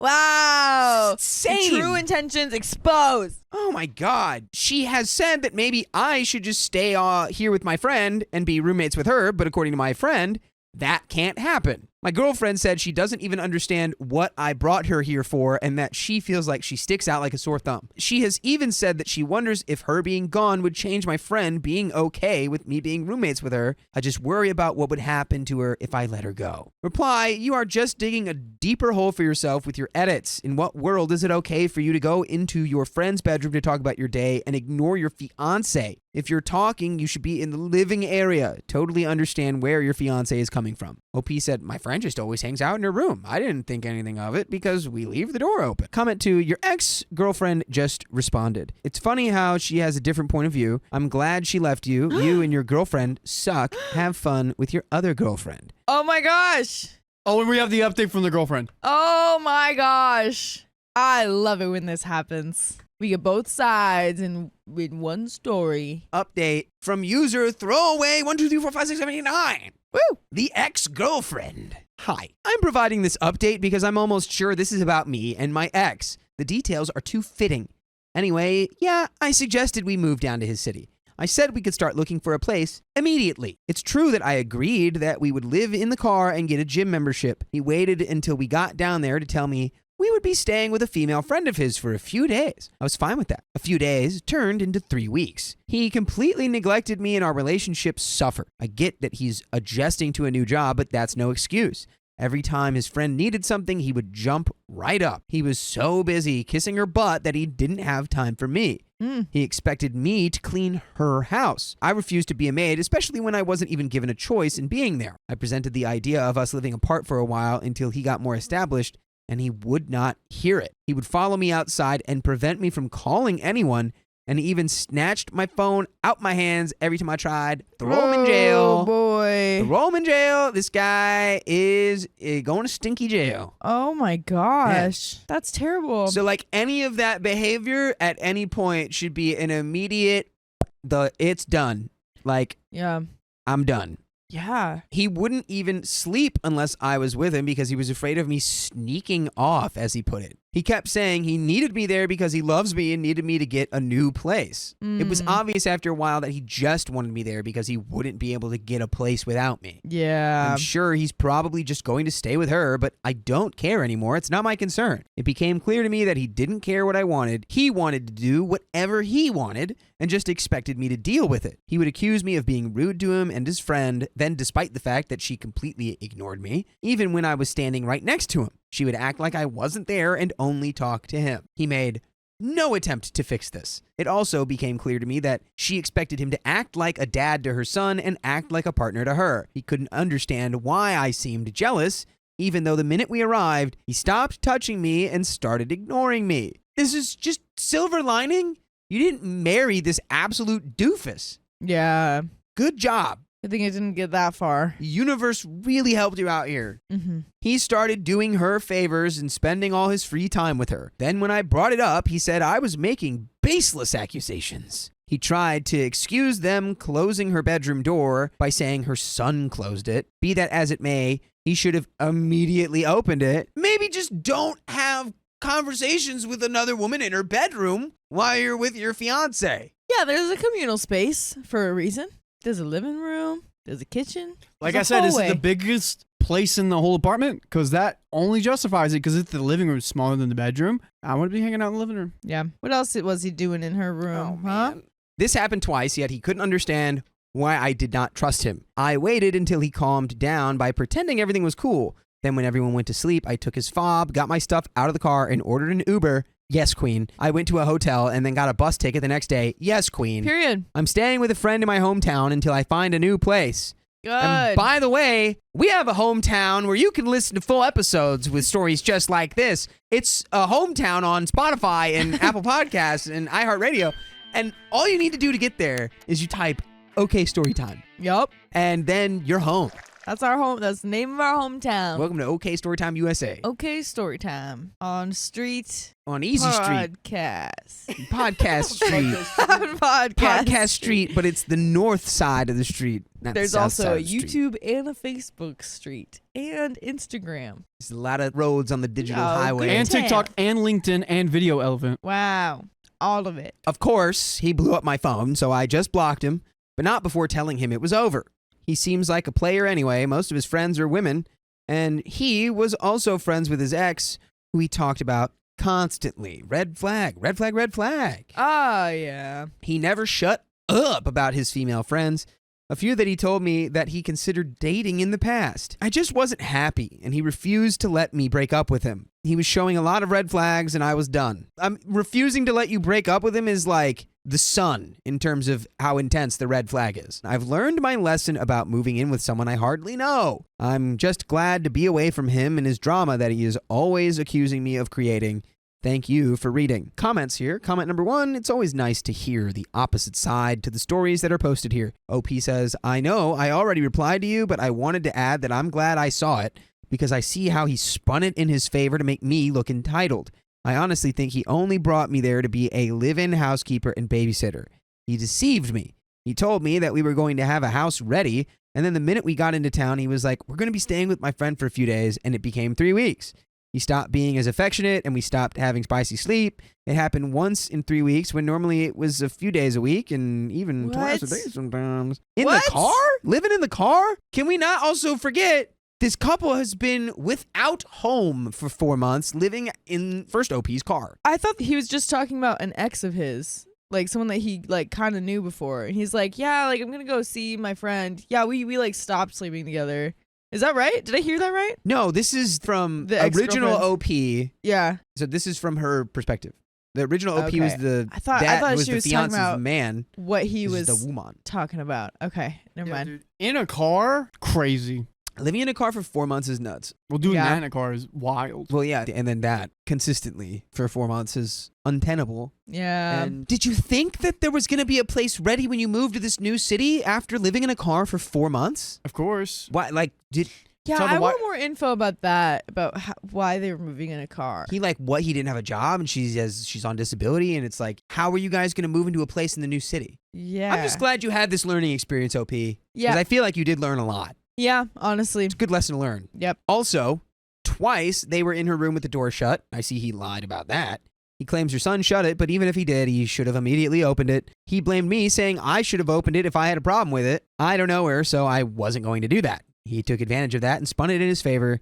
He knew exactly what he was doing. It doesn't matter, though, because I'm done. Reply says, no need to worry about that. Even in his own version of the story, he came off terribly and lots of people called him out for it. The truth makes him sound even worse. Glad you got out of there. OP says, oh, thank you. I am too. He was throwing up so many red flags. Girl, he was made out of red flags. I don't know how he thought any of that was okay. I think he just wanted to do what he wanted and expected me to go along with it. He must have thought I had zero self-respect to put up with that. I'm sorry, but I don't care what they were doing. How was it okay for them to have the door closed? I don't care that her son supposedly closed it. He should have opened it immediately. He can try to justify it all he wants. He shouldn't have been in there. Why are we so focused on him being in this room, bro? We're focused on the wrong things. Sorry. I agree. Just leave. He can try to justify it all he wants. He shouldn't have been in her room to begin with.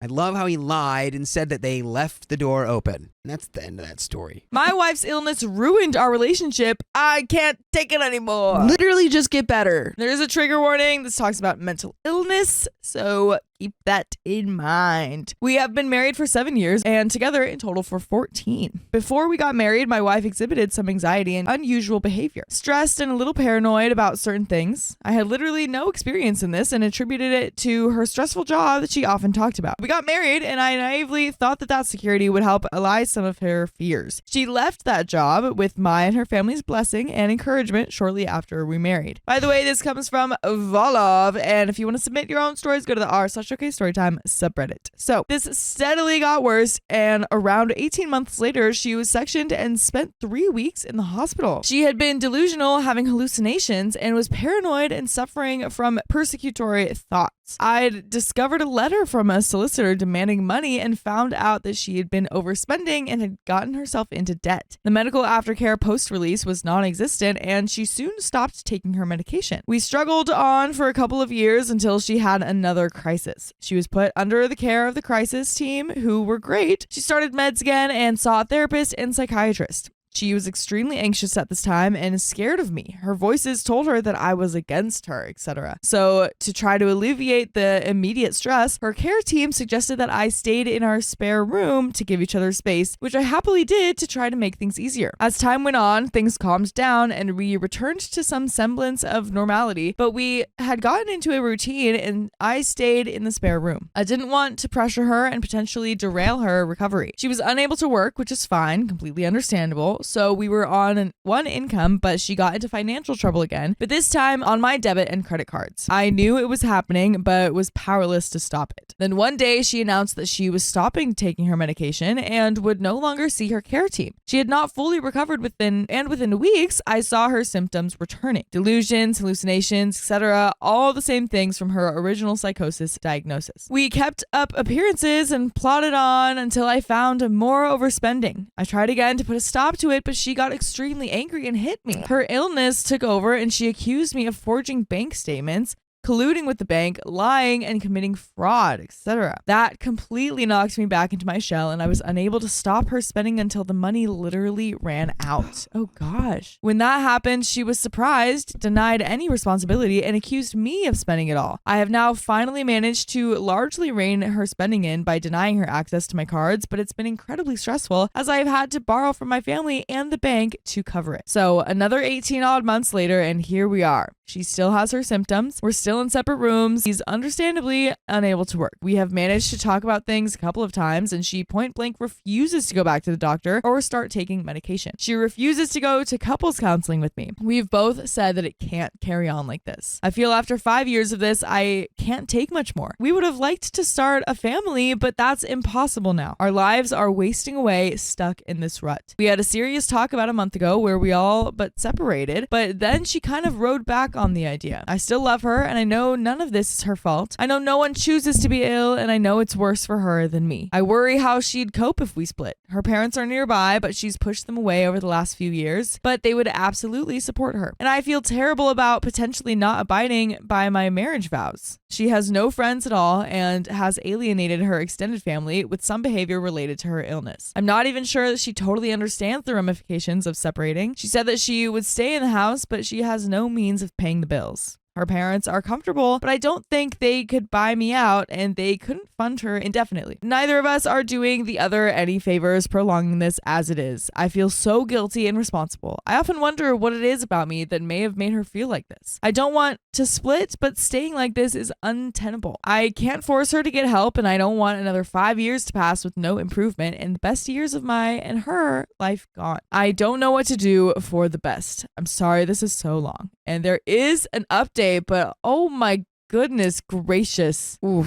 That is a whole lot to deal with. Yeah, this is really, really tough. This isn't this is not an a-hole situation. Right. To be clear, this is a person who is going through clear mental health problems, like psychosis. However, you have to worry about your own mental health. She has the option to take medication, to get help, to go to therapy. She's made the decision to refuse that. And I feel like if she's not going to do that, then this relationship is, you can't stay in it. Yeah. I mean, you both know that it can't carry on like this, and it just sucks that she doesn't really realize that she can do something to help with it. Very, very difficult, but we do have an update. Last night, she felt unwell, had a rash, and had a bad nightmare, which prompted her to call non-emergency medical services in the morning. They sent out paramedics this morning to talk to her. I didn't know that they were coming. I heard people knock at the door and then heard them talking to her, so I worked out what was going on. I had been upstairs on the phone with my family. I could hear most of what was being said and was keen to hear their take on the situation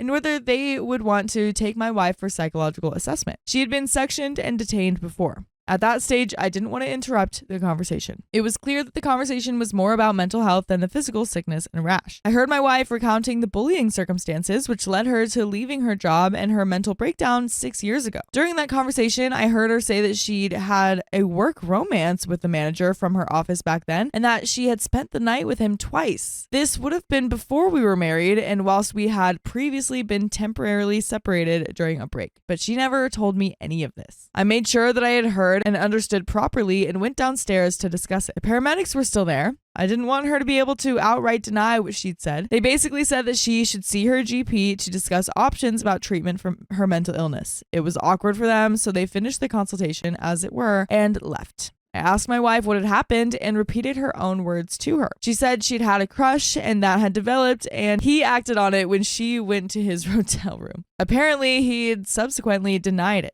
He was/is married with kids. She said that she didn't really want to do it, but it was consensual. It transpires her parents knew and also kept it from me. She then said that she thought that it happened, but is not 100% sure because her mental illness means that she has very real seeming delusions. She has previously said things about me and her family that were not true. This was apparently also while we were separated, but she seemed to say that it was building during the time that we were together. So whether she physically cheated is moot. Certain emotional cheating, though. By the way, you could never call it emotional cheating if you go to Spotify, Apple Podcasts, iHeartRadio, whatever your favorite podcast app is, and search OK Storytime, because you're just going to find full episodes, more stories just like this. You're not going to find any sort of emotional cheating unless it's in these stories, actually. So true. Yeah.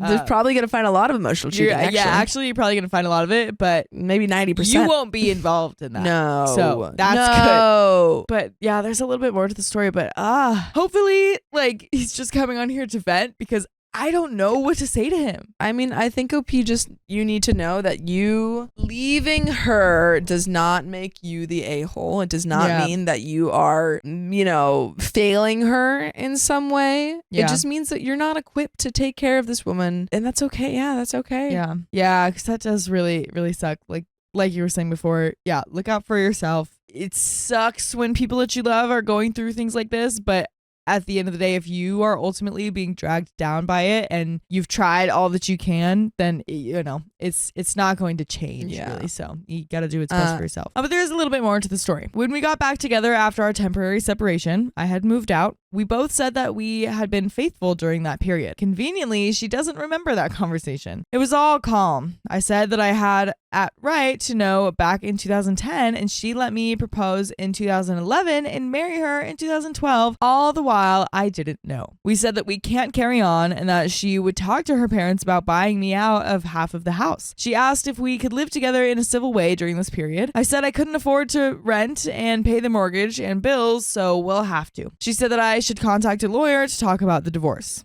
She said that she was sorry her mental health has caused all of these problems and she wanted me to be able to get on with my life. I felt sad for her when she said that. So this stage of it has come to an end finally. I feel strangely calm. It's not really a surprise, although I didn't really expect infidelity. It feels surreal. I still love her. I love this house, but this is for the best, I think. It's not been working for years, and the problems we face have been insurmountable. I'm finally defeated. I just hope the separation can be amicable and fair. Thanks for reading. And that is the end of that story. Yeah. Wow. That's so heartbreaking that she knows that her mental health is getting in the way, yet she struggles to find help for it or to let people help her. It's so difficult because like medication can change how you experience life in negative ways too. Like, I know a lot of people who go on, medicine or medication for ADHD. Some of them talk about how like amazing it is that they're able to do, their tasks and stuff, but also there's a lot of changes that come from it emotionally. So, I'm sure she's experiencing a lot of that. Yeah, absolutely. Yeah. But that is the end of the story. My girlfriend fools around with other men when under the influence. I'm done with her. Oh, what a fool she is. So I've been with my girlfriend for 3 years now, and it's been going great until recently. My girlfriend has never had a boyfriend before me because she was raised in a really strict Catholic family, only daughter with loads of cousins, aunts, and uncles, and I've never been in a relationship before her either. We both lost our virginity with each other in many things in our lives, not just spicy sleep. She's pretty successful, educated, and down to earth. These are things that got me to fall for her in the first place. By the way, this comes from Sean Sal, and if you want to submit your own stories, go to the r/OKStorytime subreddit. Naturally, she's very easygoing and talks and laughs with anyone she meets or knows already. She has a lot of guy friends though, which doesn't bother me because they're awesome dudes, and when we go to parties together, we don't stick to each other the whole time and like to do our own thing, meeting once in a while, etc. I've noticed that when we party, whether it's at someone's house, at a bar, lounge, club, whatever, that she gets extra touchy-feely with the guys around her. I've never been suspicious of her doing anything though, because we both love each other so much. She's even easily admitted to the fact that she gets way more social and generally kind to guys around her when she's buzzed. 2 days ago, we go to her friend's college party and I go hang out with the fellows across the room while she catches up with her buddies. An hour into the party and I can't really find my girlfriend. So I walk around a bit to see where she is, but no luck. I ask around, but nobody knows. I become a bit suspicious, so without asking for permission, I check my friend's room, and when I open the door, I see my girlfriend on her buddy's lap, and he's kissing her neck. Oh my gosh. When I saw that, I just froze like an effing iceberg, unable to move, but adrenaline started to pump through my body so fast. They didn't notice that I came in because the music was loud already, but she was loving every moment of him kissing her, to the point where I think she was into it. I can't effing believe this crap. And with the guy that I thought was one of her really cool friends, what the F? I don't know what to do, so I just turned around and walked as far as possible. I threw my phone somewhere in the house before I left, but I remember I walked almost 50 plus miles that night. It was about 5 a.m. the morning when I finally became conscious enough to realize I was in the middle of effing nowhere. So I went to the nearest gas station and asked the register guy to help me call my friend. Once my friend picked me up, I asked him if I could sleep in his garage for the next few days because my girlfriend knows my family well and they would defend her, so I didn't want to go home. I don't have my phone anymore. I have the clothes that are on me, my wallet. I haven't checked my Facebook or Instagram, and I've asked that my friend not let anyone know I'm here at his house. I am so incredibly mad, and the adrenaline hasn't stopped pumping, but I can't speak much. My hands are shaking uncontrollably, hard to type all of this. My chest and throat hurt, my eyes can't rest, and my mind won't stop racing. I hate her and everyone she knows. I hate everyone in this world. I can't believe what I saw. I don't even want to imagine it. I'm going to be running out of cash soon, and I can't stay at my friend's house forever. So what the heck do I do? I just want to calm down, but I can't. Someone help me, please. Edit, I asked my friend Ash to go and get my cell phone back. He said he's read a lot of Facebook status updates asking where I am and that they're looking for me actively. She hasn't been the poster though, only her friends. I wonder if she knows I caught her. I don't know how to move forward from here. I want to thank you all for your support so far. I will update as much as I can. Thank you for listening. Edit 2. Hey everyone, thank you all for your replies. My friend went over to the house where the party was to try and get my phone back, but wasn't able to because he said nobody knew where it was. I've called my mom and talked to her about the situation. My mom said she got a call from her that night, sobbing and crying because her and the entire house has been looking for me for hours. When my mom asked her what happened, she confessed that she was with another guy that night, and that might have been why. No way. No effing crap. No way. I really want to know what the mom's reaction was. Oh, wow. My parents called a bunch of my friends, and I guess they spoke with Ash's parents, who told them that I was in their house sleeping over. My mom said they were going to come pick me up, but she came over, gave my parents my phone and keys to my car, apologizing and begging for forgiveness and asking them to help find me. My mom told her that I was sensible enough to take care of myself and that I would come home when I felt better. I also called my workplace and told them about my situation, and thankfully my boss understood. They were going to let me go because of their 3-day no call, no show policy. You were gone for 3 days? Dang, man. But thankfully my boss gave me a week off to recuperate. So that's pretty much the update for now. That's super nice. A bunch of people have texted my friend Ash suspecting that I'm at his house because he's my best friend. I can't believe he's been so cool and supportive of me so far. As far as my relationship goes, I'm fueled with hate for her. But I just want to get it over already. I feel physically exhausted, like my muscles are sore from a marathon. I'm guessing these are the symptoms that everyone feels when they got cheated on. I'm planning on going home today, so I'll update if necessary. Again, thanks everyone. And there is an update. I had a lot of people message me asking for an update, so here it goes. After living in Ash's house, I finally went back home and had a long conversation with my parents. My dad pretty much said that I was a dumb kid who decided to take the worst route after catching my girlfriend cheating on me by running away. My mom was mad at me too, but she understood, I guess. Boo, parents. Boo. Either way, we all agreed that I was the one who was wronged and not the other way around. They also told me that a bunch of people who they'd never met had come to our house, so I'm guessing it was a bunch of her friends. A day after I got home, she called my house phone and I was dumb enough to pick up. She immediately started crying and mumbling a bunch of gibberish. Honestly, I wasn't even listening. I can't tell you what she said, but I did hear her say she was sorry a few dozen times. She begged me if she could come talk to me in person, but I told her no. I hung up the phone when she started to sound like she was about to justify what she did, and after an hour of me sitting on my computer chair, angry like I was the night I caught her, she drove to my house and started knocking on my door. I didn't open the door at first and kept telling her to F off, but she just kept crying and begging to see me. I called my mom, but of course she doesn't pick up the phone, so I open the door and she tries to hug me. I just kept walking away from her when she got near me, but she fell on her knees at one point, but I just didn't care. I told her to go home and I would come to her house tonight to talk. After another half an hour of trying to confirm what I said, she finally left. You know that feeling when you touch something dirty or nasty and your body does a quick shake of disgust? Yeah, that's what I felt. I went to see my mom's psychiatrist a few miles away from our house and asked him to see me as an emergency, which he did, and I'm glad because we've known him for years. That's good. I told him everything and how my body and mind are in panic mode, how I'm nauseous all the time and I can't sleep. He prescribed some medicine called diazepam and said to take it when I get those feelings. I took one right after I got them from the pharmacy, and that crap felt so dang good. I've never done substances and I don't drink, but man, does this give you a great high.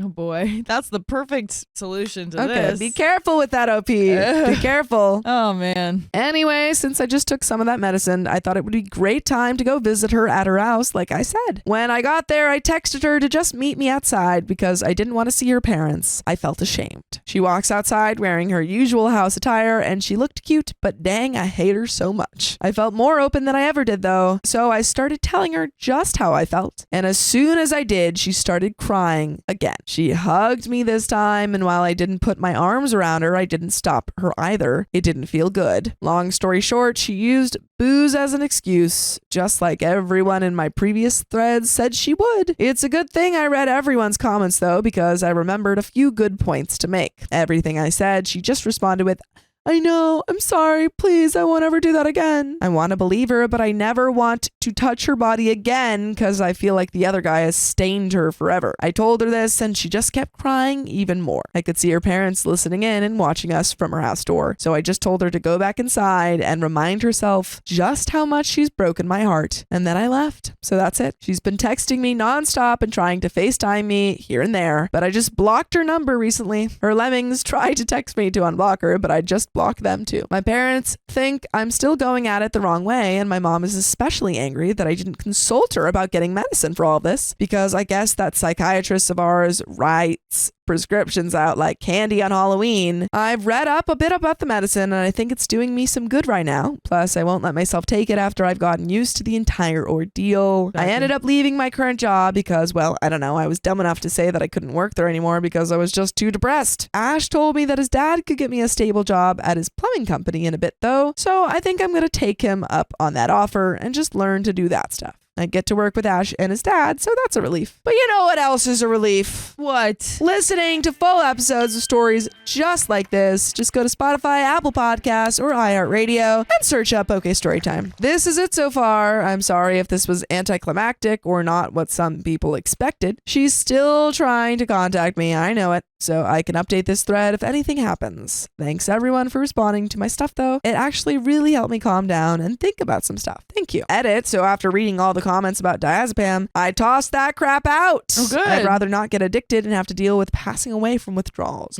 I admit that the way I went about doing things was pretty stupid now, so my dad was right. The only excuse I have is that my whole reaction was like an involuntary muscle movement because I can't remember being very conscious about my actions. It's hard to type what I just did because then she can use the same excuse and say the same thing about her drinking and being with that guy. It's starting to make me think maybe she really wasn't in control of her actions. I don't know. Or she was in complete control and so was I, which means we both made the decision to be stupid. Either way, I can't see it as anything other than her cheating on me as far as our relationship goes. I won't be as naive next time though. No. I think she would have said if something had happened that wasn't consensual. I think she would have said that. Doesn't seem like that is the case at all. Exactly. It's still cheating, even if she was drunk. I forbid my husband to be at my birth. He prioritizes his mother over me. Well, what? He doesn't deserve to be there if he doesn't want to.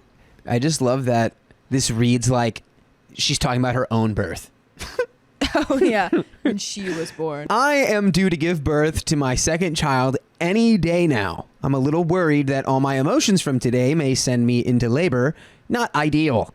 My partner, I use that word loosely because I'm not really sure if I want him to be that, has a self-absorbed and harmful mother. By the way, this comes from user niceoutcome2237. And if you want to submit your own stories, go to the r/OK Storytime subreddit. So, she is a vile woman. She tormented me during my first pregnancy and postpartum. My partner cut her off then, and for the most part, I had peace. She has slowly been worming her way back into our lives, though. I never hated her until she made me feel like I was less than a human. Fair. My partner is overly defensive about her, partially because he is in denial about the emotional abuse and neglect he experienced growing up. She is the cause of a lot of our disagreements. I just found out that my partner has been deliberately withholding information from me.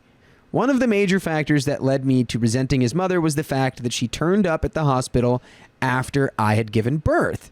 She made her way to my ward and into my room, knowing it was against my wishes to have any visitors. She had argued with me about it for months. It turns out he knew she was coming. No. He knew and didn't say anything. He told me less than an hour ago. I'm so hurt by him. I feel betrayed. My family were incredibly angry with me because they thought I prioritized my in-laws over them. They had been told I didn't want visitors and were happy to respect my wishes. I don't blame them for feeling slighted. He prioritized his mother over my wishes, over my needs. He let my family blame me and said nothing for over 2 years, knowing he could have prevented it. Wait a minute.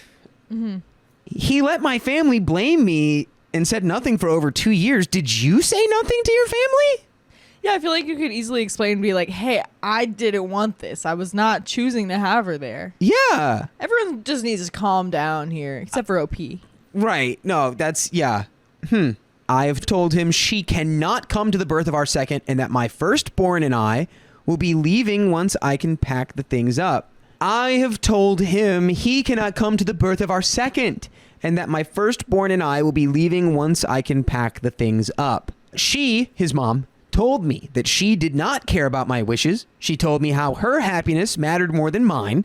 She told me that my stance was ridiculous and that she needs to be there to meet her baby. She told me that wanting space to adjust was unnecessary and told me that I was being delusional to think I could keep her away. Dang. He knew about all of this. He knew, and he still gave her what she wanted. He knew about this and lied to me. I cannot trust him to be at the hospital with me. I do not want to see his face as I'm having my surgery. I don't have anyone else, but I'd rather be alone than be with him. Does this make me the a-hole? I feel awful for even wanting to do this. This has devastated me. And there's an edit to add. All the stuff she said was when I was pregnant with my first child. I had antenatal anxiety and she used this against me. She would trigger attacks and then call me mental in order to get him on her side. He was not sure what to believe and cut her off because he didn't think I was lying. She works at the hospital where I had my baby as a doctor. I did tell the staff about the no visitors rule, but she can bypass it with her access card. What? That's gotta be super illegal. It's gotta be breaking some kind of rule. Dude, this woman thinks she's bulletproof. Report her to HIPAA and have her medical license revoked for broaching patient laws. It's crazy. Yeah. I'm not sure if he kept quiet to avoid a scene in front of colleagues. He also works there. Dude! Oh, no. Okay, so not only has this guy been abused by his mother his entire life, but he also is a coworker at the hospital she's a doctor at. Yeah. So it's inescapable for him. This poor guy. Do we know for sure that he's been abused? I mean, I'm sure we can assume at the beginning. It's when there was that at the beginning. I missed that. You know. Yeah, man. That she's a narcissistic abuser. And if she's a doctor, then she definitely has an authority over these nurses. Of course. So I'm talking about hierarchy in a hospital. Yeah. Doctor's pretty high up. And if she's the type of person to bypass this patient request just because she's a doctor, then she's definitely the one to, I'm assuming, assert herself over others and be a little power hungry. Yeah. Yeah. Pull rank a bit, if you will. The way this is reading right now, I'm seeing you and your partner are both victims of her. Yeah. The fact they argued made me think he didn't know and she did it because he went low contact. I cannot change hospitals because I'm high risk and under the care of specific doctors. My plan has been created and I have to stick to it. And there's a second edit. For those requesting, I report her for accessing my records. It has already been reported and is being investigated. Great. Oh, good. Wow. Great. In terms of reporting her accessing my room, I'll speak with the hospital in the morning. And there are some comments here. Comment number 1, not the a-hole. Just tell the labor and delivery crew you don't want anyone there. They'll keep them out. OP replies, I told the staff the first time. She works at the hospital. That's how she got access for my first pregnancy. Reply, I'd bet dollars to donuts she's accessed your records, which is a major HIPAA violation. You can get her fired immediately. Ask medical records to see who's accessed your records and tell them mother-in-law had no authorization. Hopefully that may put her job in jeopardy or even get her fired. No more access to you. OP said, I asked them to check because my private medical correspondence somehow kept getting changed to my in-laws' home address. I never gave the hospital that address. That's insane. Wait, what? Her mother-in-law changed the information in her records so that her medical information would be sent to her house. Oh my gosh. Instead of OP's. That feels like it's breaking so many laws. Yeah, this woman should never be able to practice as a doctor again. Dude, that is insane. It's unbelievable. Wow. Reply, have your name protected in the system. They have ways of coding you so that no one can admit you are there. I would also consider sending a letter to the hospital asking them to protect your medical chart and name your mother-in-law. Tell them she used her access in the past to get your information and ask them to deny her access to it now. It should trigger a review of your medical records for HIPAA violations. I guarantee you a woman this willing to press boundaries has been all over your medical info in violation of the law. OP says, the thing is, the staff all know who I am. My partner also works at the same hospital. They all talk. She'll find out where I am if someone recognizes me and mentions it, which does not negate any of the fact that you need to do this. Yeah. Which I know you said it's already been done. Sure. But it's like, it doesn't matter. Yeah. Yeah. Just do it. Comment 2, are you at the hospital now? Where is your first child? Can your family take them under their care so you can focus on your and your baby two's health and well-being? Could family of yours go to your house and gather what's needed for you and the kiddos and have it ready for when you leave the hospital? The other comments are right about reporting mother-in-law if she tries this BS again. I'm so sorry you're just finding out about your partner breaking trust. That's such a sacred bond. At a minimum, I would suggest separate therapy. I'm a big advocate for mental health care for all and couples counseling if you're not ready to cut ties with partner. There's time in the future to worry about your relationship and what you may do, but priority needs to be 1, where are you and the baby's going to be? And 2, getting the items ahead of time and firstborn with your family. And 3, most importantly, your health and baby 2's birth. I'm here if you want a friend to chat. I'm no stranger to struggle. You are not alone. Happiness can be found even in the darkest of times if one only remembers to turn on the light. OP replies, no, I want to get checked out in the morning because crying has left me with abdominal pain. Oh, dang. It's that hard of crying? That's so sad. Oh, dude. Dang, man. Yeah, oof. My firstborn is sleeping with me tonight. He came in for cuddles and fell asleep. I'm going to make arrangements in the morning. My partner wants me to stay and says he'll leave until I ask him back, but I'd rather be somewhere my mother-in-law doesn't have the address for. Thank you for your kind words. I will look into therapy because it is important to have a safe space to talk to someone. This will take its toll sooner or later. I'm kind of in denial right now. And there is an update. Before we get into it, regardless of how I feel about like the situation with her partner. Yeah. That commenter was right that it's like you really only need to worry about giving birth. Yeah. And like making sure that you're in a good, healthy environment. Right. Having everything ready, having your child being taken care of, and just giving birth. I totally agree. Figure out your marital problems a bit later. Yeah. This is top priority. You and your safety and health as well as your child's. If I was you, right, and you're in this hospital, I would actually not go to a different hospital because you might be looking at an opportunity low key to make a crap ton of money off of this hospital. Ooh. Because you should go to them and be like, Exhibit A, Exhibit B, Exhibit C, why this woman is not allowed near me. It is your responsibility to make sure that your practicing doctor does not violate any regulations or my just personal wishes as a patient to be left alone by her. Right. That is on y'all to fix. Absolutely. And if she breaks it again, boy, oh boy, do I bet you have a case for like something. Yeah. Pay for that birth. They're expensive. Yeah. Yeah. You might get it for free. Yeah. Update. Hello again. This is a small update from me for those who were wondering. Firstly, I contacted the hospital about my upcoming admission. I was redirected to a safeguarding line and explained the situation. They have confirmed my file is still showing as locked and have taken her details in order to ensure she is prevented access to me.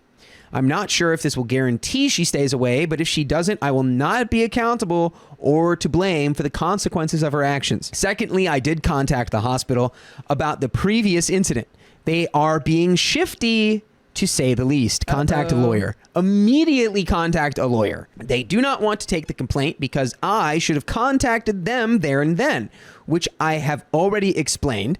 It was then that they did not want to take it because a member of the staff was involved and that wasn't what they deal with.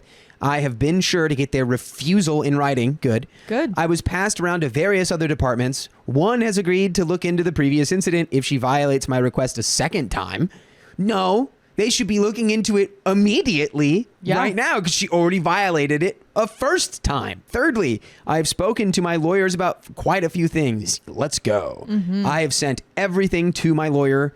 I cannot disclose them on here, but now everything is being set in motion. Huzzah! Oh my God. Finally, this is the update that will get a lot of backlash from most of you.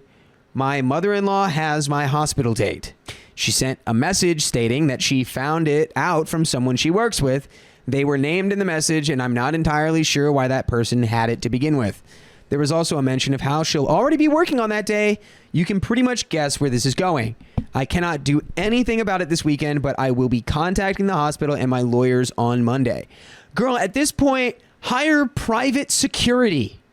Honestly. Like, I don't know what else to do. Yeah. Like, you've documented this entire process. The hospital is unwilling to protect you from their employee harassing you. Literally.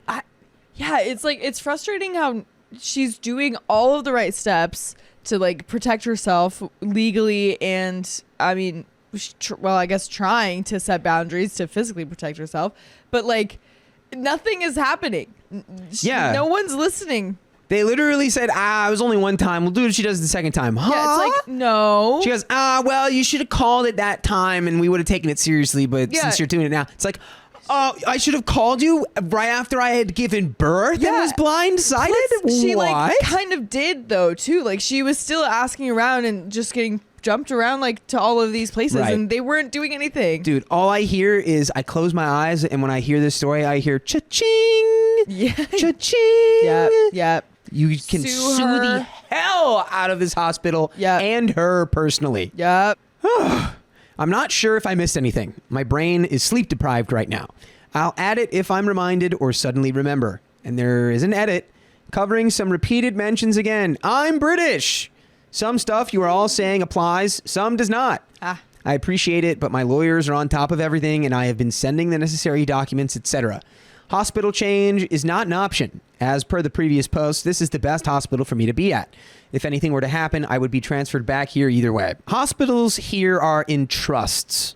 She can access both that offer maternity services and the others that are too far for me to get to. Oh, like she can. Okay, so even if she went to another hospital, the mom could still go to it. Right, because she would still have access in these other hospitals. Oh man! To be strictly clear, my partner did not tell her my date. I know I wrote it above, but some comments are still suggesting it was him. It was definitely not.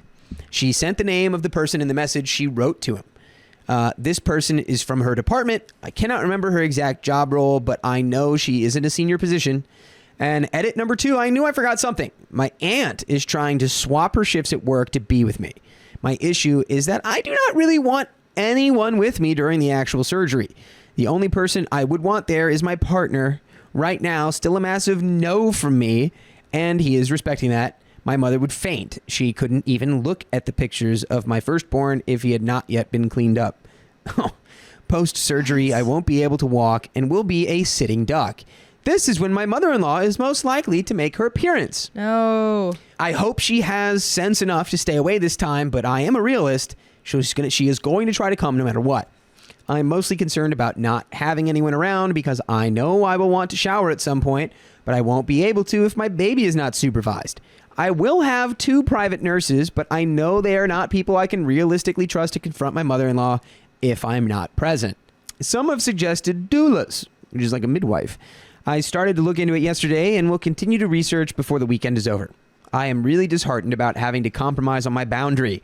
My child is more important to me, and for their sake, I will do what I have to. And there is a second edit here. Oh my gosh. Or another update. I'm scared. I am too. And you know, I get it. Mm-hmm.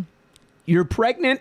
Yep. You're upset with your partner. Sure. You feel he betrayed you. Sure. Which he, did. There's a lot of different ways to look at that. Yeah. Did he tell you because he was trying to save you from knowing that it was going to happen and hoping maybe it won't? Did he not tell? Like, there's so many different ways. It's not just like black or white as to like why he did that. Yeah, because I could understand like if it was an in the moment kind of a thing, if he was like, I don't want to stress her out even more. She's literally giving birth. Right. But he knew ahead of time though. But like an hour ahead of time. Was it only an hour? Yeah, it wasn't like he knew forever. It was like days. He knew like an hour before she showed up. He knew she was coming. Yeah, see, because then I could understand. But I mean, depending on what he has to do to like be there to support OP, if he doesn't have anything to do, if he has time away from her, he could be like, hey, I'm going to go step out and take care of something real quick. And then he just like stiff arms his mom or something. It's true, bro. But you can't really, given the context of the upbringing and her kind of being emotionally abusive and narcissistic and stuff, it's like, I hate to bring up the parallel of like a frightened animal, but if someone's like abusing, like a dog will be like, everything's tucked. He's like, he's scared, he's shaking. Right. And then you might see that exact same dog like, about like something else. But if they see that one guy, right, they'll shut down. because of what has happened to them. Right. I'm thinking the same thing's happening with their partner in this story. I think so too. I think maybe we can give the partner a little bit of slack. Maybe we can be upset because like you know, that is upsetting, but it can be more of a conversation rather than just like, I'm just done. It can be like, hey, like I understand that, but we got to work out something because she's crazy. Right. Most of my anger is at her, but we got to figure out how to work as a team against things like that. You don't want to cut your team in half. Exactly. At a critical juncture. Exactly. But it is true that he needs to work on it. Yeah. But anyway, let's just get into the second update. Let's do it. I'm sorry for the amount of posts. Adding the information onto the previous ones makes it appear overwhelming. I realized that I was answering a lot of the same questions in the comments, and the edit was not the most thorough in covering other concerns. My fault. I'll use this to cover them now. Note, this will make no sense if you haven't seen either of the previous posts. Firstly, I would like to address the above. If you feel a particular way, feel free to comment it. Do not send it to me directly. You're wasting your time because I will continue with my decisions regardless of your opinion. The fact you feel a need to hide in my messages says a lot more about you than it does about me. I can at least respect the people that are openly disrespectful in the comments. I'm not ignoring any of the other messages. I've only realized I was being sent them because I have never messaged anyone and my notifications are off. I will get around to replying to each of them, and I do appreciate them. Secondly, there is a misconception about my partner. I should have cleared some stuff up in the first post, but I was crying when I wrote it, so it really will be all over the place. I have mentioned it a lot in my replies. What he did was wrong and inexcusable. He knows this. I know this. That aside, my partner is the one who cut my mother-in-law out of our lives. He made his own choice to do that 2 years ago. I never asked him to do it. Whilst people may not believe me, he still does a lot to ensure she stays away now. He's looked into moving us away, but he has a specialist role and needs a job posting to become available. At present, the only one is in another country, and he was asked for by name. He doesn't want to take me away from my family and friends, so he has declined the offer. She does not come to my home. She does not see my firstborn. We do not go to their house. We do not meet up in public or private. The most he will see her is at work, social events, or at family gatherings. He'll acknowledge her presence to be civil, but we stay away. If she tries to be situated with us, he will remove us. Her worming her way back in is met with resistance from him at all angles. I did mention he is overly defensive about her. To explain this better, I mean that he will be defensive if I mention something she has done. It's almost like a coping mechanism for him. What he doesn't do is go out of his way to defend her and tell me that I'm at fault, etc., etc. There is, of course, a lot more that he's done, and I will credit him for that. A lot of this is remembering he has grown up under her abuse and narcissism his whole life. He needs to go to therapy and come to understand that he has internalized things that are not normal. Agreed. Beautiful. Perfect. I agreed with all of that. Yep. Thirdly, my aunt is due to be here in an hour. She says I need to hear him out about what happened at the hospital. She has seen the messages from then and says he is not entirely to blame for it. She is someone that will hold anyone and everyone accountable for their actions, so I can trust her opinion. I will probably take time to do so later today and spend the weekend reflecting on it. Again, I think this covers everything I missed. Please let me know if I did not below. And there's an update number 3. More information. Another update from me. I hope I am not boring you all with them. I made a decision in relation to the hospital and my family. Before I get into that, I do want to say that this was never something taken lightly.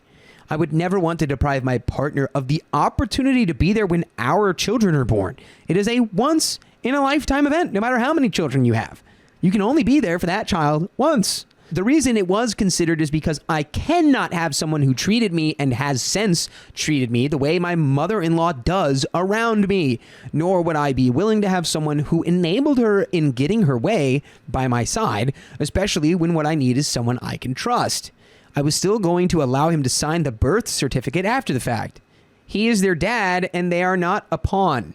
Well, that was very gracious of you to, I guess, allow him to sign the official legal document that he needed to sign. Yeah. How gracious. I'm surprised that was in question. Custody is a whole other matter. But as I would recommend to most people, always look into it even if you have no intention of separating. Oh. That's something to ponder. I kind of like that, though. I'll have to think about that. I do kind of like that. Yeah.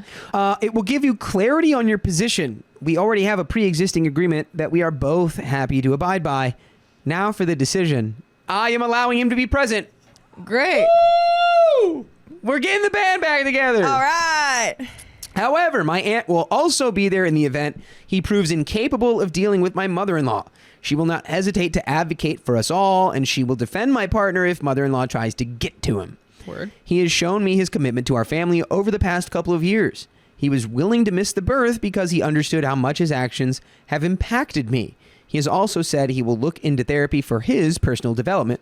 He has given me space to come to this decision on my own, and I feel it is the best one for our family. I did speak to him about the previous incident yesterday afternoon. My aunt was right about him not being entirely to blame. A lot of it comes down to timing, circumstances, what I witnessed, and what he has told me. He had seen a message from her to say she was on her way to my room and not replied because he was helping me. He did not see the second message where she essentially told him that neither of us was going to prevent her from having her way until after she had already left. It was a case of him knowing, not agreeing that she could come. The fact he didn't speak up when he realized she was in the room and she had picked up our baby was another fault he has accepted. However, he did leave to confront her after a nurse arrived to take over. And by the way, you can arrive and take over listening to full episodes with stories just like this on Spotify, Apple Podcasts, iHeart Radio, wherever you listen to podcasts. Just search OK Storytime and you'll have access to over 2,000 juicy episodes for your ears' delight. Ooh, yum, yum, yum, yum, yum. Now, we have a little bit more story left. We've got the gang back together. Yep. You know, I like this. I think this all can be just summed up with one thing, and it's like, you know, communication. Communication, isn't that always the winner? Yeah. The Band-Aid that you put on a wound. Exactly. Or like or maybe if this is the case, like just let the aunt like handle everything in terms of, because I feel like security. Yeah, he broke the trust. So then once the trust is broken, he can't just be like, well, I know I wasn't going to let her in. I didn't green light this. Right. And she goes, well, I can't trust that I can't trust that. Well, then she was there. So how'd that happen? Right. Exactly. So it's like, he can't just be like, no, babe, believe me. Like, yeah, we've got backup. We've got communication. We've got apologies. This is how we need to go about it. We don't need to explode. Yes. I like that he's getting therapy. Yep. He needs it. Yep. Given this information, I would be a complete monster to keep him away. He is and will continue to be my partner. I never blamed him for my mother-in-law's actions. She deserves to and will be held accountable for herself. Yes, he lied to me by keeping quiet. Yes, he deceived my family by not correcting them and letting me take the blame. He has said he will speak to them and accept the consequences of his actions. I'm still hung up on the fact that you didn't speak up for yourself? Yeah. What is that, girl? Why aren't we saying, hey, family, I didn't green light this for 1 second. Right. You think I would green light her? I don't like her. I like you guys. Why would I invite the lady I don't like to see the baby? Think. Yeah, I don't understand that either. Maybe there was something that was going on. The aunt knows now, I guess. I think we could all benefit, and literally everyone in the story except for the aunt could all benefit from some, therapy on how to maybe communicate a little bit more effectively. Yeah. My mother-in-law decided to contact me directly yesterday evening. I did have her blocked for calls and texts, but it seems I forgot about an app. It has been since rectified. Safe to say I have a lot to update my lawyers with. My partner is aware of what I'm doing and fully supports it. If you're disappointed in my choice, that's fine. I'm the one that will have to live with it. Also, if this makes little sense, please forgive me. I'm quite drained. I forgive you. I forgive you. You just had a baby. Yeah, baby time. Yeah. And you have a baby for a mother-in-law who does not know how to take the word no for an answer. Wow. Yeah. Well, we figured it out. Hopefully. Band's back. The band is back together. Band is back together. I still want to know if there's anything happening on the legal side of the HIPAA violations and stuff, because that was still some serious crap. There's no way that isn't malpractice in some way. In some your like, lawyers so are going to handle it. So many Congratulations. Things yeah. congratulations on the bag you're inevitably getting from all of that. Yeah. But that is the end of that story. Yep. My girlfriend's best friend accused me of being creepy for ogling my own girlfriend. Well, were you? I, male 34, have been with my girlfriend, female 30, for 9 months now. We have just introduced our friends to each other and everything is going smoothly. I think she's the one, to be honest. By the way, this comes from Deleted, and if you want to submit your own stories, go to the r/okstorytime subreddit. So, my girlfriend has a very pretty face. It's just perfect. I love watching her. She's also very shy and blushes and gets flustered when I look at her for more than a few seconds. She would try to evade my eyes or laugh nervously and kiss me to break the awkwardness. That's so cute. But she never made me feel like I was being out of line or creepy. And I always thought that it's just her shyness that's causing the awkwardness rather than my gaze and creepiness. But I will be honest here, her shyness adds to her charm, and I find it very hot that she's still so shy around me. Last night, I was at a restaurant with her closest friends, and my girlfriend was telling a story. She was telling the story and blushing, and I didn't notice it, but I was probably gazing at her when all of a sudden her best friend shouted, "Would you stop being so creepy and stop ogling her? Can't you see that she's uncomfortable?"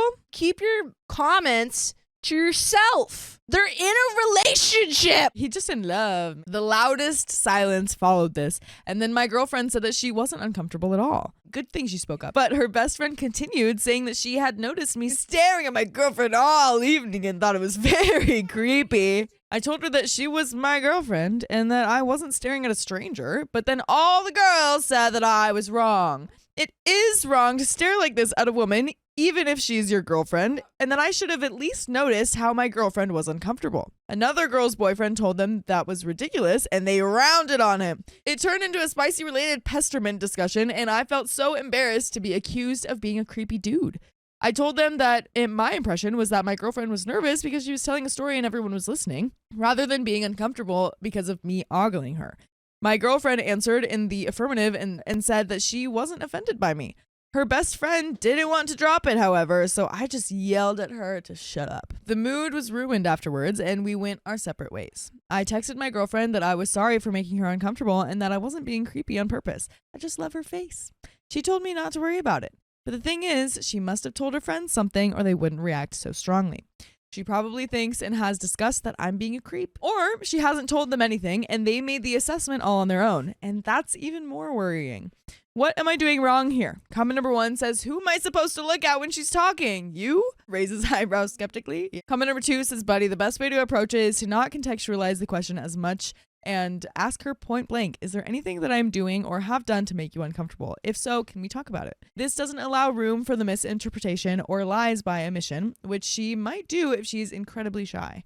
If she says that there's nothing making her uncomfortable, then her best friend doesn't sound like a friend and more like a hierarchical superior. If they are a close-knit group and have little to no fluidity in the friend group, it honestly sounds more like they are insular, and the top dog of the friend group is trying to assert dominance by contextualizing your actions as creepy when it's entirely not her place. She likely thinks that it's her place because she's best friends with your girlfriend, but it's not. Your girlfriend is an entirely independent person from her, and while standing up for your friends is good, she's not doing it for your girlfriend's benefit, but rather for her own ego. Someone responds, I agree. It honestly sounds like the best friend is trying to control your girlfriend and convince her that you are bad. It could be just that she's jealous of your relationship or that she doesn't like men, past trauma or otherwise, or she doesn't like you specifically. Unfortunately, that's most likely. Just be aware around the best friend, and if any other friends are shy like girlfriend, then ask them if similar things happen, because if so, it could become a major problem. Always look out for your girlfriend's friends too. Yeah, that's the thing. Sometimes dating in those friend groups is like not great, because then you have to basically like date the friend group. And it's like, well, hang on. Not what I signed up for. Yeah, Angie didn't realize that she had to date the household. I've been in the friend group situation and it was not healthy. It's when people in the friend group think that they have a right to say whatever they want and make decisions for your relationship. And that is not the case. Not at all. Commenter number 3 says you did nothing wrong. And I'm sure the best friend just feels uncomfortable from random men staring. Either that or she feels that your staring is a distraction. That's a her problem, not a you problem. Of course, I'm assuming that you're only staring at her face, not eyeballing her up and down, checking her front airbags, or wolf whistling at her. all of which are really ogling. Even then, honestly, if she's into it, like, honestly, they have no right to say. As long as there's not an like insane amount of PDA going on. sure. Honestly, it's literally just eyes. I've been married for over 20 years now, and I love when my husband does this. It reminds me of being young and how far our lives and love have come in that time. But if she feels uncomfortable, it's up to her to let you know, or to ask you not to share in front of her friends. OP says, nah, ma'am, I wasn't looking at any parts. Not a fan of PDA either, and nor is she, since she's so shy. I wasn't even aware that I was staring. She was nervous and blushing, and I found it adorable. I remember I was smiling watching her face. That's all. I really would love to be in that room just to get an idea. It could be the friends being jealous. I think this is the friends being jealous. Again, unless your girlfriend says, I tell my friends and myself this all the time, you cannot assume people's thoughts or feelings unless you ask them and they say to you their thoughts and feelings. But guess what, everyone? We have a freaking update. You guessed it. Shall we just roll right into it? Sorry, everyone, for the late update. I stated in the comments that I wouldn't make any updates before I'd seen my girlfriend, and we work conflicting schedules, so today was the first that I could see her since dinner. After pizza and chatting about our days and what we've been up to, and after I ogled her for a while, she opened the conversation about the dinner. I played it cool, and I was relieved that she was the one to initiate the conversation. She started by apologizing for how her friends treated me. I asked her if there's any truth to what was said and if she felt uncomfortable with me, because that's all I've been thinking of. And because I would never forgive myself if I put her in any situation where she felt violated or unsafe. Her eyes were wide with shock, and she assured me that she never felt uncomfortable with me. So I asked her why her closest friends would think that, to the degree that they turned the subject into a spicy-related pesterment argument. She said that she was appalled by what her best friend had said.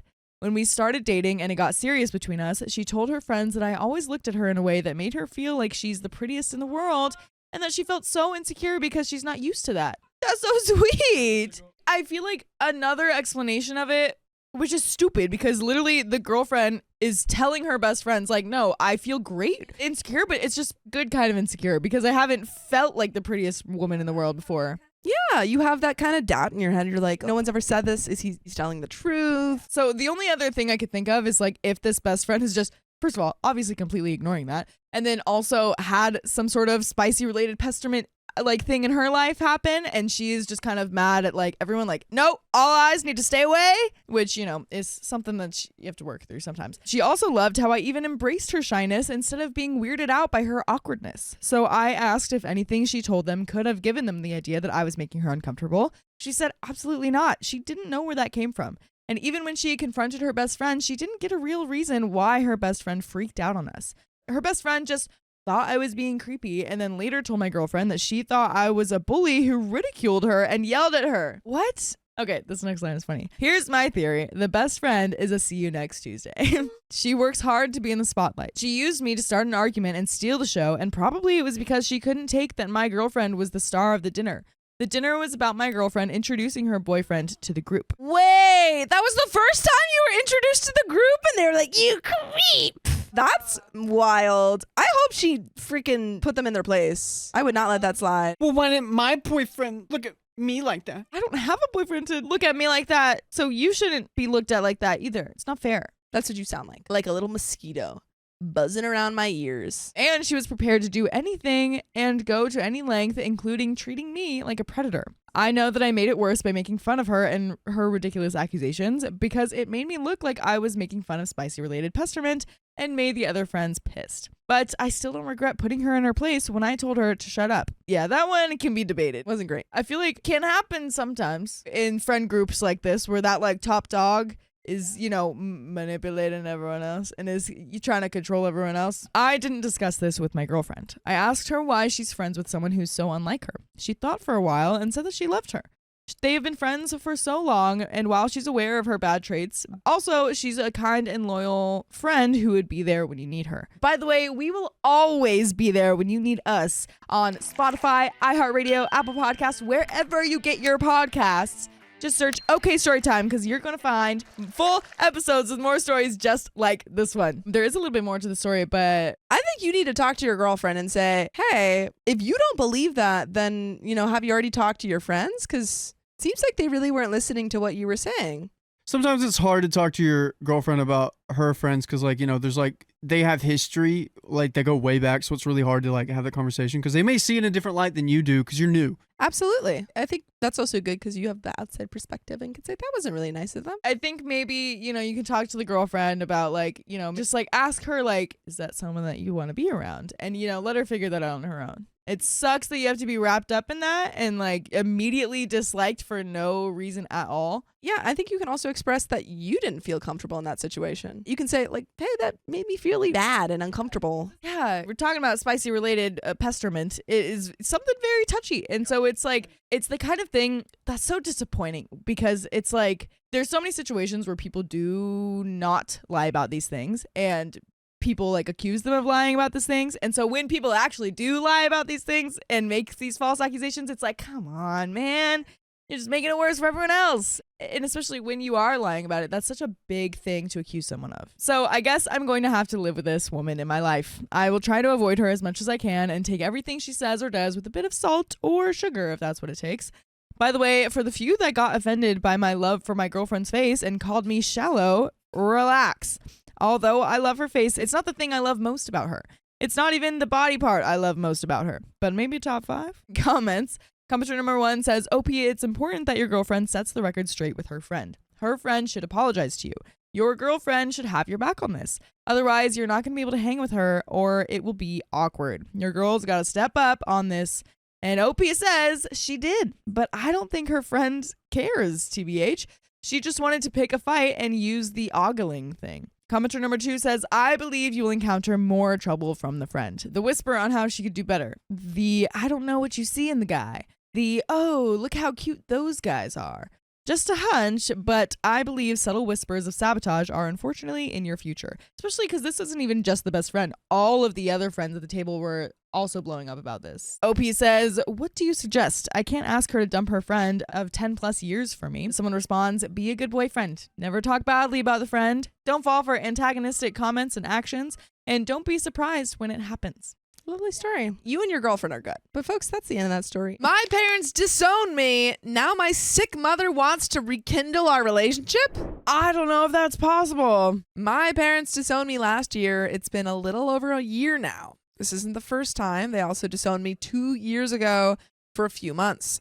They came back to talk to me, and at first it seemed like things were smoothed over. But of course they weren't. By the way, this comes from both repeat 3817, and if you want to submit your own stories, go to the r/OKStorytime subreddit. So, a bit about them. My father mistreated my mother for most of my life. She was always in his shadow, and we lived in fear. But that was considered okay because we had enough money, we went on vacations, and had everything material we needed. Besides the physical stuff, I wasn't fully aware of how deep the psychological scars were until I met my long-term boyfriend. And also, I think trigger warning for mentions of abuse.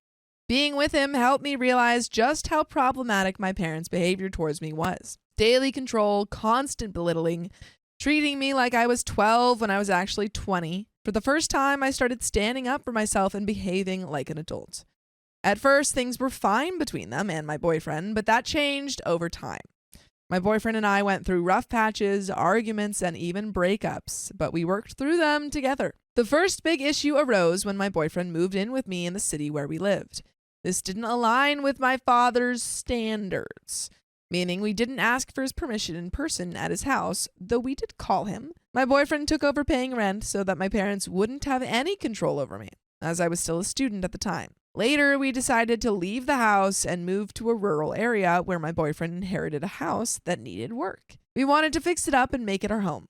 That's when my parents disowned me again. What? Stop disowning your children. Yeah. You don't deserve your children if you keep disowning them. Fool me once. Shame on you. Fool me twice. Still shame on you. Stop disowning your children. Eventually, they came back, and after a lot of back and forth, we reconciled. But after some time, they started another cycle of manipulation and insulting where I lived, mocking me, saying I'd be stuck taking care of livestock and become a dumb country girl despite my education. They called me worthless, said my boyfriend had me under his control, was probably hurting me, and so on. During this, my boyfriend and I had a huge argument, and I decided to leave the house. There was a lot of yelling, but no violence. My parents came to get me, and I moved back in with them. They were overjoyed. Everything was fine for a while until my boyfriend reached out to my father trying to explain that he was the one who suggested I leave because our living conditions weren't ideal.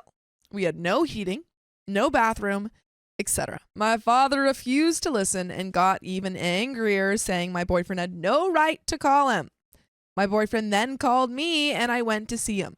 I wanted to bring him home so we could all talk properly, but my father said my boyfriend could only kiss his feet before getting punted out.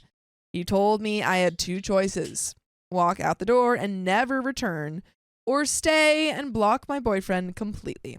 I panicked, had a breakdown, and blocked my boyfriend who had been waiting outside for me. For a month, we had no contact. I moved in with my sister in a bigger town near where my boyfriend lived. One day, he came to her place just to hand me a letter and see me one last time. That's when I unblocked him, and we started talking occasionally. After a while, I realized I wanted to try again with him. When I told my parents, they said they would disown me again. You don't get 3. It's too many. Too many. 1 is too many. 2 is too many. This is a lot of paperwork. Such a big, punishment. Thrown out willy-nilly. Yeah.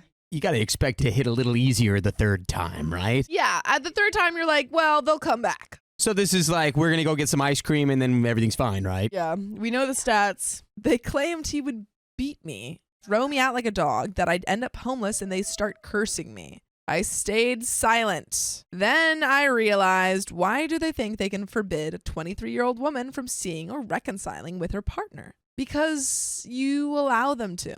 And that's not like, it's your fault. The only power that they have is what you give them. True. Wise words. It was insane. Meanwhile, they either treated me like a princess or a servant. One moment they'd say, you don't have to cook, you've cooked enough. And the next they say, why don't you cook? You're just sitting around. If I did cook, it was what? Just one meal? If I cooked more, it was, that's nothing.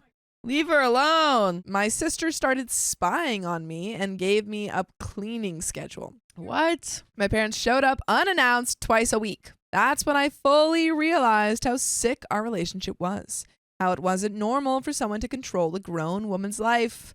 What if I wanted to move, change jobs? Would they think they had the right to decide for me? Yeah. Just like my whole childhood where I lived in their shadow, afraid to even breathe differently for fear of their reaction. So I told them I was getting back together with him.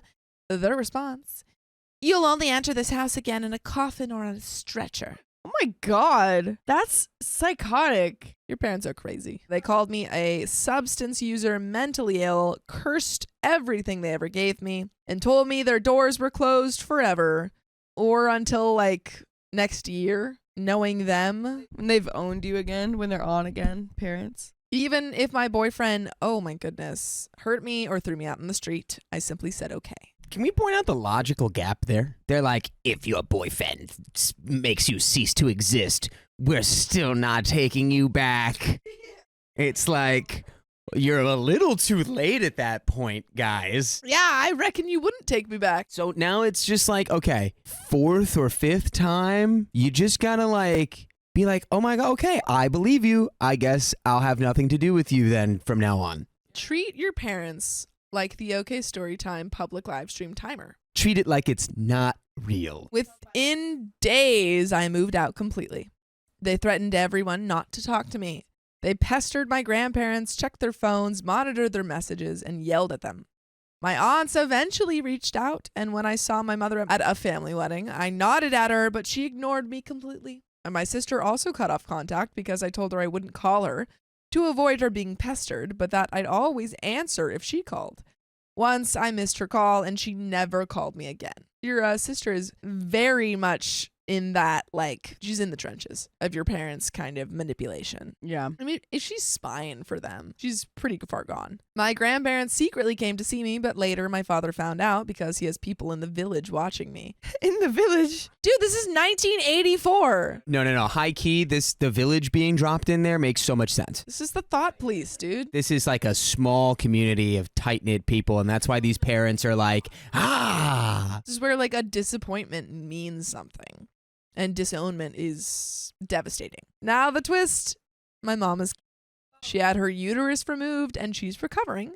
My grandparents are pushing for us to reconcile, and they accidentally gave her my new phone number. They didn't accidentally do anything. They did that on purpose. He just whoops. Oh, no. I slipped and typed it in your phone. Oh, no. My parents are now claiming they have had no issue with my boyfriend anymore. I understand why my grandparents want peace, but I can't erase everything that was said to me or the year I spent completely alone. During this time, my boyfriend and I have struggled with rising costs and inflation, but we made our choice, and that's fine. Still, every time I think of my parents, I feel nothing but anger.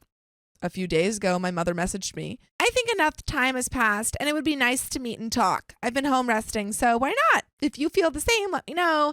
Mom." Just absolutely insane that these people are conflating disowning their kid with like, we're just gonna like have some space. Yeah. Not at all the same thing. Nope.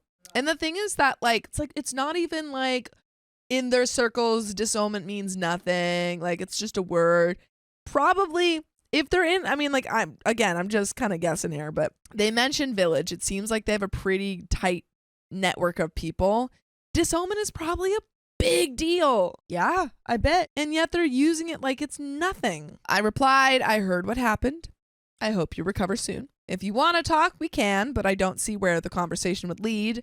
Time alone won't erase everything that was said to me without a good reason." She answered, "It wasn't right on either side. If you want to talk, let me know." That response infuriated me. I haven't replied in 10 days. I never insulted them or responded to any of their words, but they trashed my name and disrespected me entirely. I thought that was the end of it, but today she messaged again asking to meet in a nearby town. My boyfriend says I should go since it can't get worse. I'm considering it just to put an end to their constant calls and messages and to hear what they have to say, but the idea makes me deeply uncomfortable and anxious. I avoid conflict and I don't know how to handle it. I'm afraid they'll manipulate me again, and I'll end up back in the same cycle. By the way, you can listen to full episodes with stories just like this. Just go to Spotify, Apple Podcasts, or iHeartRadio and search Pokey Storytime. That's a cycle I would like to end up in. But before we finish off this story, do you have any final thoughts? It's the kind of thing that, like, you really have to just kind of let it go over your head. Just can't let it affect you too hard. I mean, way easier said than done, but it's like, try to distance yourself. You probably should be in therapy if you're not already. Just focus on yourself, focus on the things that make you happy and what you want for your future, and just you can understand why they're saying these crazy things, not forgiving them, but just be like, that's just their own issue. It has nothing to do with me. And these people are never going to be in the right because they, but we got a little bit on to this story.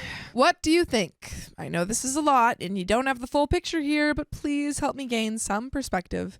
Everyone around me just says, do what you think is right, or asks me if I could live with never seeing them again if something happens to them. But I don't even know how to deal with what's happening now, let alone hypothetical futures. I feel lost and overwhelmed. It seems so unfair that everyone expects me to make the effort to visit, to talk, to lower my pride, when in the end, I was the only one who was hurt. Comment 1 says, say you'll go, but leave a letter addressed to them with whatever you want to say. Go no contact. Quit answering them. They're probably trying to get you to come back and play maid or nurse now. Yeah. She's recovering from, having to get rid of her uterus. OP says, from what I hear, they are all one big happy family helping my poor mother get better. They don't need me.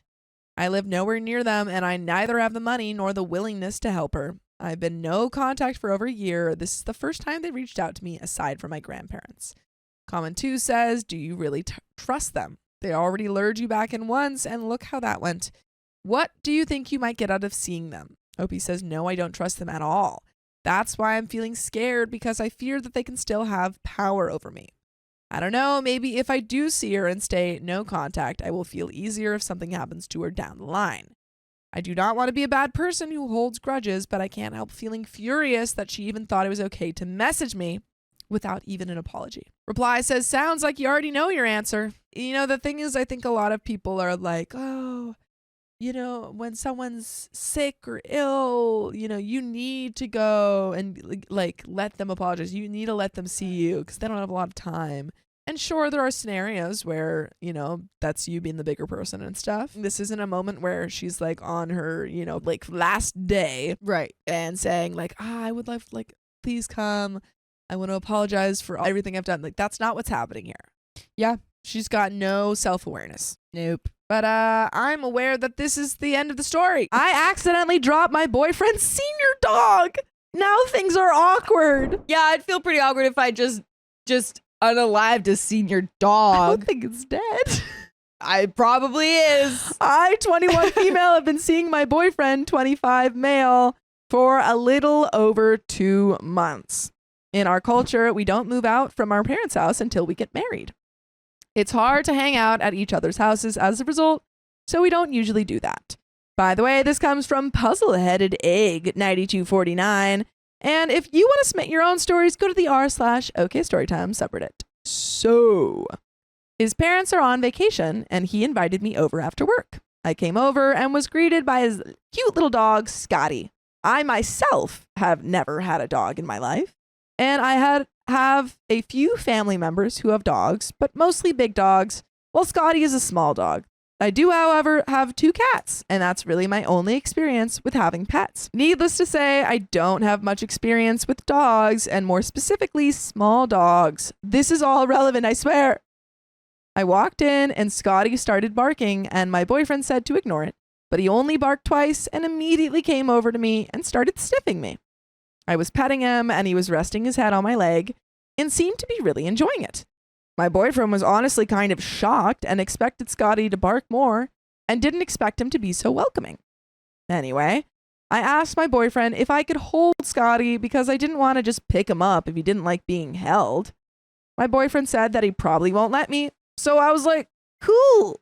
But then he picked him up and put him in my arms. Oh, interesting.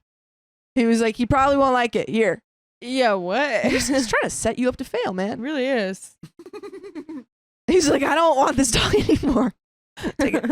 I told him right away it's okay and to take him back if he doesn't like it.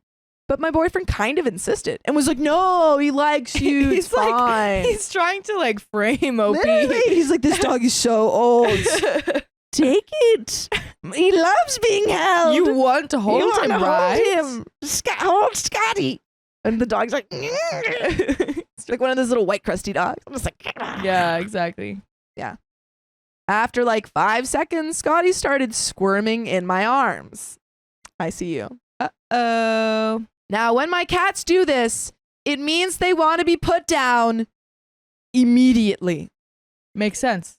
Again, I don't have much experience with small dogs, like I mentioned before, and just assumed to do the same thing I always do with my cats when they start doing that. I simply moved my hand from underneath them and let them jump out of my arms. Yeah, different. It's Not different. right. I did this exact same thing with Scotty, and unfortunately, he fell on his side, I believe, and immediately started crying or making some noise that was obviously expressing discomfort. Did you break this little dog's leg? Yeah, how long did the crying go on for? I'm trying to imagine. Can I have an animal, like a stuffed animal, please? Here you go. That's what I'm imagining. So you're the boyfriend. Okay. Hand this to me. Yeah, he probably won't like I hold him? being held. Oh wait, you go first. Can I hold him? He probably won't like it, but here you go. Okay. and then he does this on the ground. Yeah, exactly that. He's sad. Yeah. I immediately started apologizing because it would never, ever be my intention to hurt anyone, especially not my boyfriend's dog. I honestly started panicking because I'm tall, and that was a pretty big fall for such a small little dog. My boyfriend is in veterinarian school and immediately, you know what? That's good. Yeah. You don't have to go to the vet. Vets are so expensive. And immediately looked worried, which made me start to freak out and ask him if he was okay. My boyfriend was just like, give me a minute.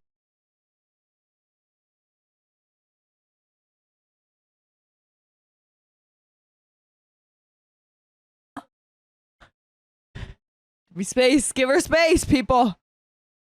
Stop breathing. I literally had no idea what to do, say anything. I felt like I had done enough at that point and just wanted to let him do his thing. But I just felt so awful that every few minutes I just kept apologizing. After 20 minutes, my boyfriend said that he was probably going to need to spend the rest of the night looking after him to make sure he was okay. So then I said, I completely understand, and got my stuff and started to leave. He said I could stay a little longer if I wanted to, but I said, no, girl, and that I just wanted to go home and leave him alone. I understand that she probably feels like super guilty. Oh, yeah. But it probably would have looked better if you stayed. Like it probably wouldn't have been awkward in the long run if you had been like, oh my God, I'm literally so sorry. Stayed to like keep and like him help him out. Yeah. Yeah. I could understand wanting to get out of there though. Yeah. But she's like I just need to leave. I can't break any other dogs. I literally don't know what to do and cried the whole way home and still am right now. What can I even do to make this right? I can't take back what I did, which is what I wish I could. I would have never, ever done that on purpose and genuinely believe that he would just jump out of my arms like my cats do. I never thought he would just fall. Literally imagining this dog just being like, That was like perfect. That really was.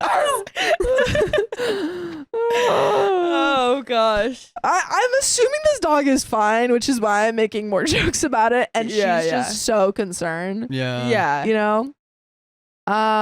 Like what if Scotty has a concussion or a broken leg or something worse and he's permanently injured because of me? Dude, girl. dogs can't get concussions.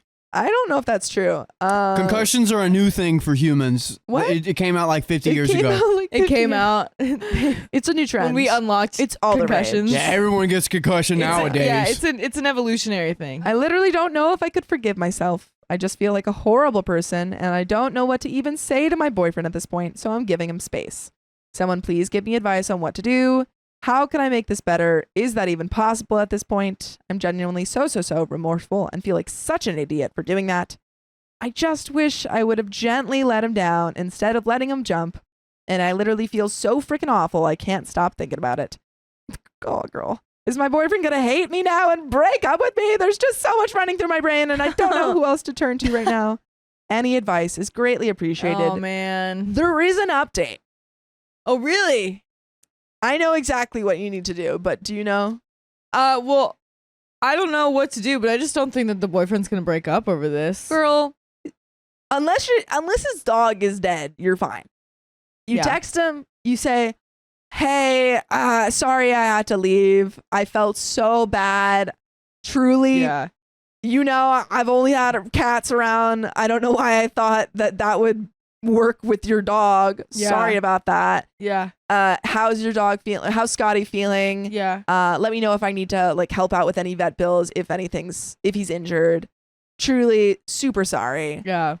Maybe come over with some treats. Yeah. Doggy treats. And say like, literally repeat that, fix it up a little bit. You're fine. Yeah. There is an update, folks. Let's get into it.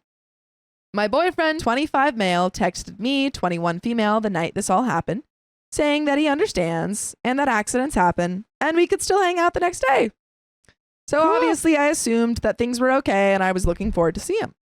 The next day came around and the first thing I did when I woke up was text him and ask about how little Scotty was doing.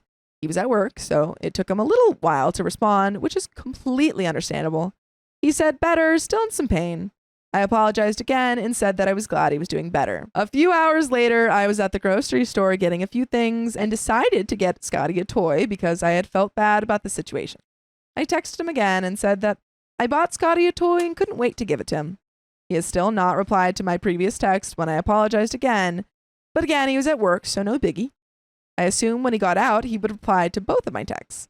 About 3 hours later, he texted me saying, there's not much else to say. Okay, well now, no acknowledgement of the text I sent him about the toy, no confirming if we were still gonna hang out. He's the one who said we would hang out the night before. Literally nothing. Obviously, I was a little baffled because I couldn't believe that that's all he had to say. I thought he'd at least even acknowledge the text about the toy. Like, I don't know, at least something a little more than, there's not much else to say. At this point, I really didn't know what else to do. I apologized profusely as many times as I could, offered to pay for vet bills if necessary, There you go. bought him a toy, checked up on him, literally everything that I thought would help the situation, I did. And it seemed like he was more mad at me than even right after it initially happened. Interesting. You did everything you could at that point, and if he's still like, I'm gonna break up with her over this, a little silly. A Yeah. little silly. I also too. I wonder if it's the kind of thing where it's like, if since you keep bringing it up, he's like, you know what? Yeah. I am. You should be sorry about this. Sometimes, like, Yeah. that The more you bring it happens. up, the more they're like, okay. like keeps bringing it maybe up. I should actually be really upset about this, and then Yeah. they become that. Yeah. So I wonder if her, like, because I mean, at a Yeah. certain point, there isn't much else you could say. Just like, yeah, it's just some pain. And then you're just like, I'm so sorry, I'm sorry, I'm sorry. And then if you're expecting something in return, it's like, Yeah, like what else don't know do what you to need say him to that. say? anymore. Yeah. At this point, I just texted him back, okay, I'm sorry again and wish this never happened. I'm just giving you space at this point because I don't know what else to do. Just reach out to me if and when you want to talk to me again. He texted me thank you, and that was literally it. This was 2 days ago at 4:30 p.m. He didn't talk to me all day yesterday and hasn't spoken to me today either. Literally not one word. Girl. By the way, you can listen to us all day if you go to Spotify, Apple Podcasts, or iHeartRadio and search up OK Storytime for full episodes of stories just like this. But there's a little bit left to this story. I think they're not gonna get back together. Yeah. Seems like he's not taking it well. Yeah. Not taking it well. I mean, with how often she is replying, how often she like feels like she needs to like apologize for I this, she's clearly not getting much back, I guess. Yeah. I feel like she was almost in the clear and then maybe went a little bit too ham and now Yeah. is no longer in the clear. Now it's kind of like, ah. Yeah, and that sucks. Yeah, it does suck. Maybe I'm being rude at this point, but does anyone else think that he's taken this too far? Or just me? I don't know if I'm being cruel, so please let me know if I am. But not talking to me for almost 2 days over something that was genuinely an accident and that I have done everything in my power to make up for seems a little harsh. He's ghosting you. Yeah. Is this deserved and I'm just being cruel? Or is he taking it too far? Please be honest with me because I genuinely don't know how to feel or what to do. I'm the kind of person who believes if you can go an entire day without talking to me, then you clearly do not like me. At this point, that's the message I'm receiving. Do you all agree or think that this is deserved? I think, I don't know if I don't think it's deserved. I do think that he's maybe over this relationship. Yeah, I think it's just kind of like, you know when you're like just started dating Yeah. someone, And you then you don't get even the love ick. them yet, and then they drop your dog. It just kind of like ruins the vibe a It little just bit. ruins the Gives the way- vibe. I don't know. I just think that, yeah, the vibe was just off, I think. I think his vibe is off from like not talking to her. He forced you to hold that dog. Yeah, yeah. No, don't forget. He forced Against- that dog It's on on you. him. This Against- is entrapment, Your Honor. Yeah. Against your will and his will. Yeah, that Like- dog did not want it. Yeah, like sorry you dropped him, but who was the one that was making him be held when he knew that he didn't even like to be held? Yeah. Yeah. So I think he's in the wrong too. Your Honor, I he's- rest my case. I rest my case and that dog.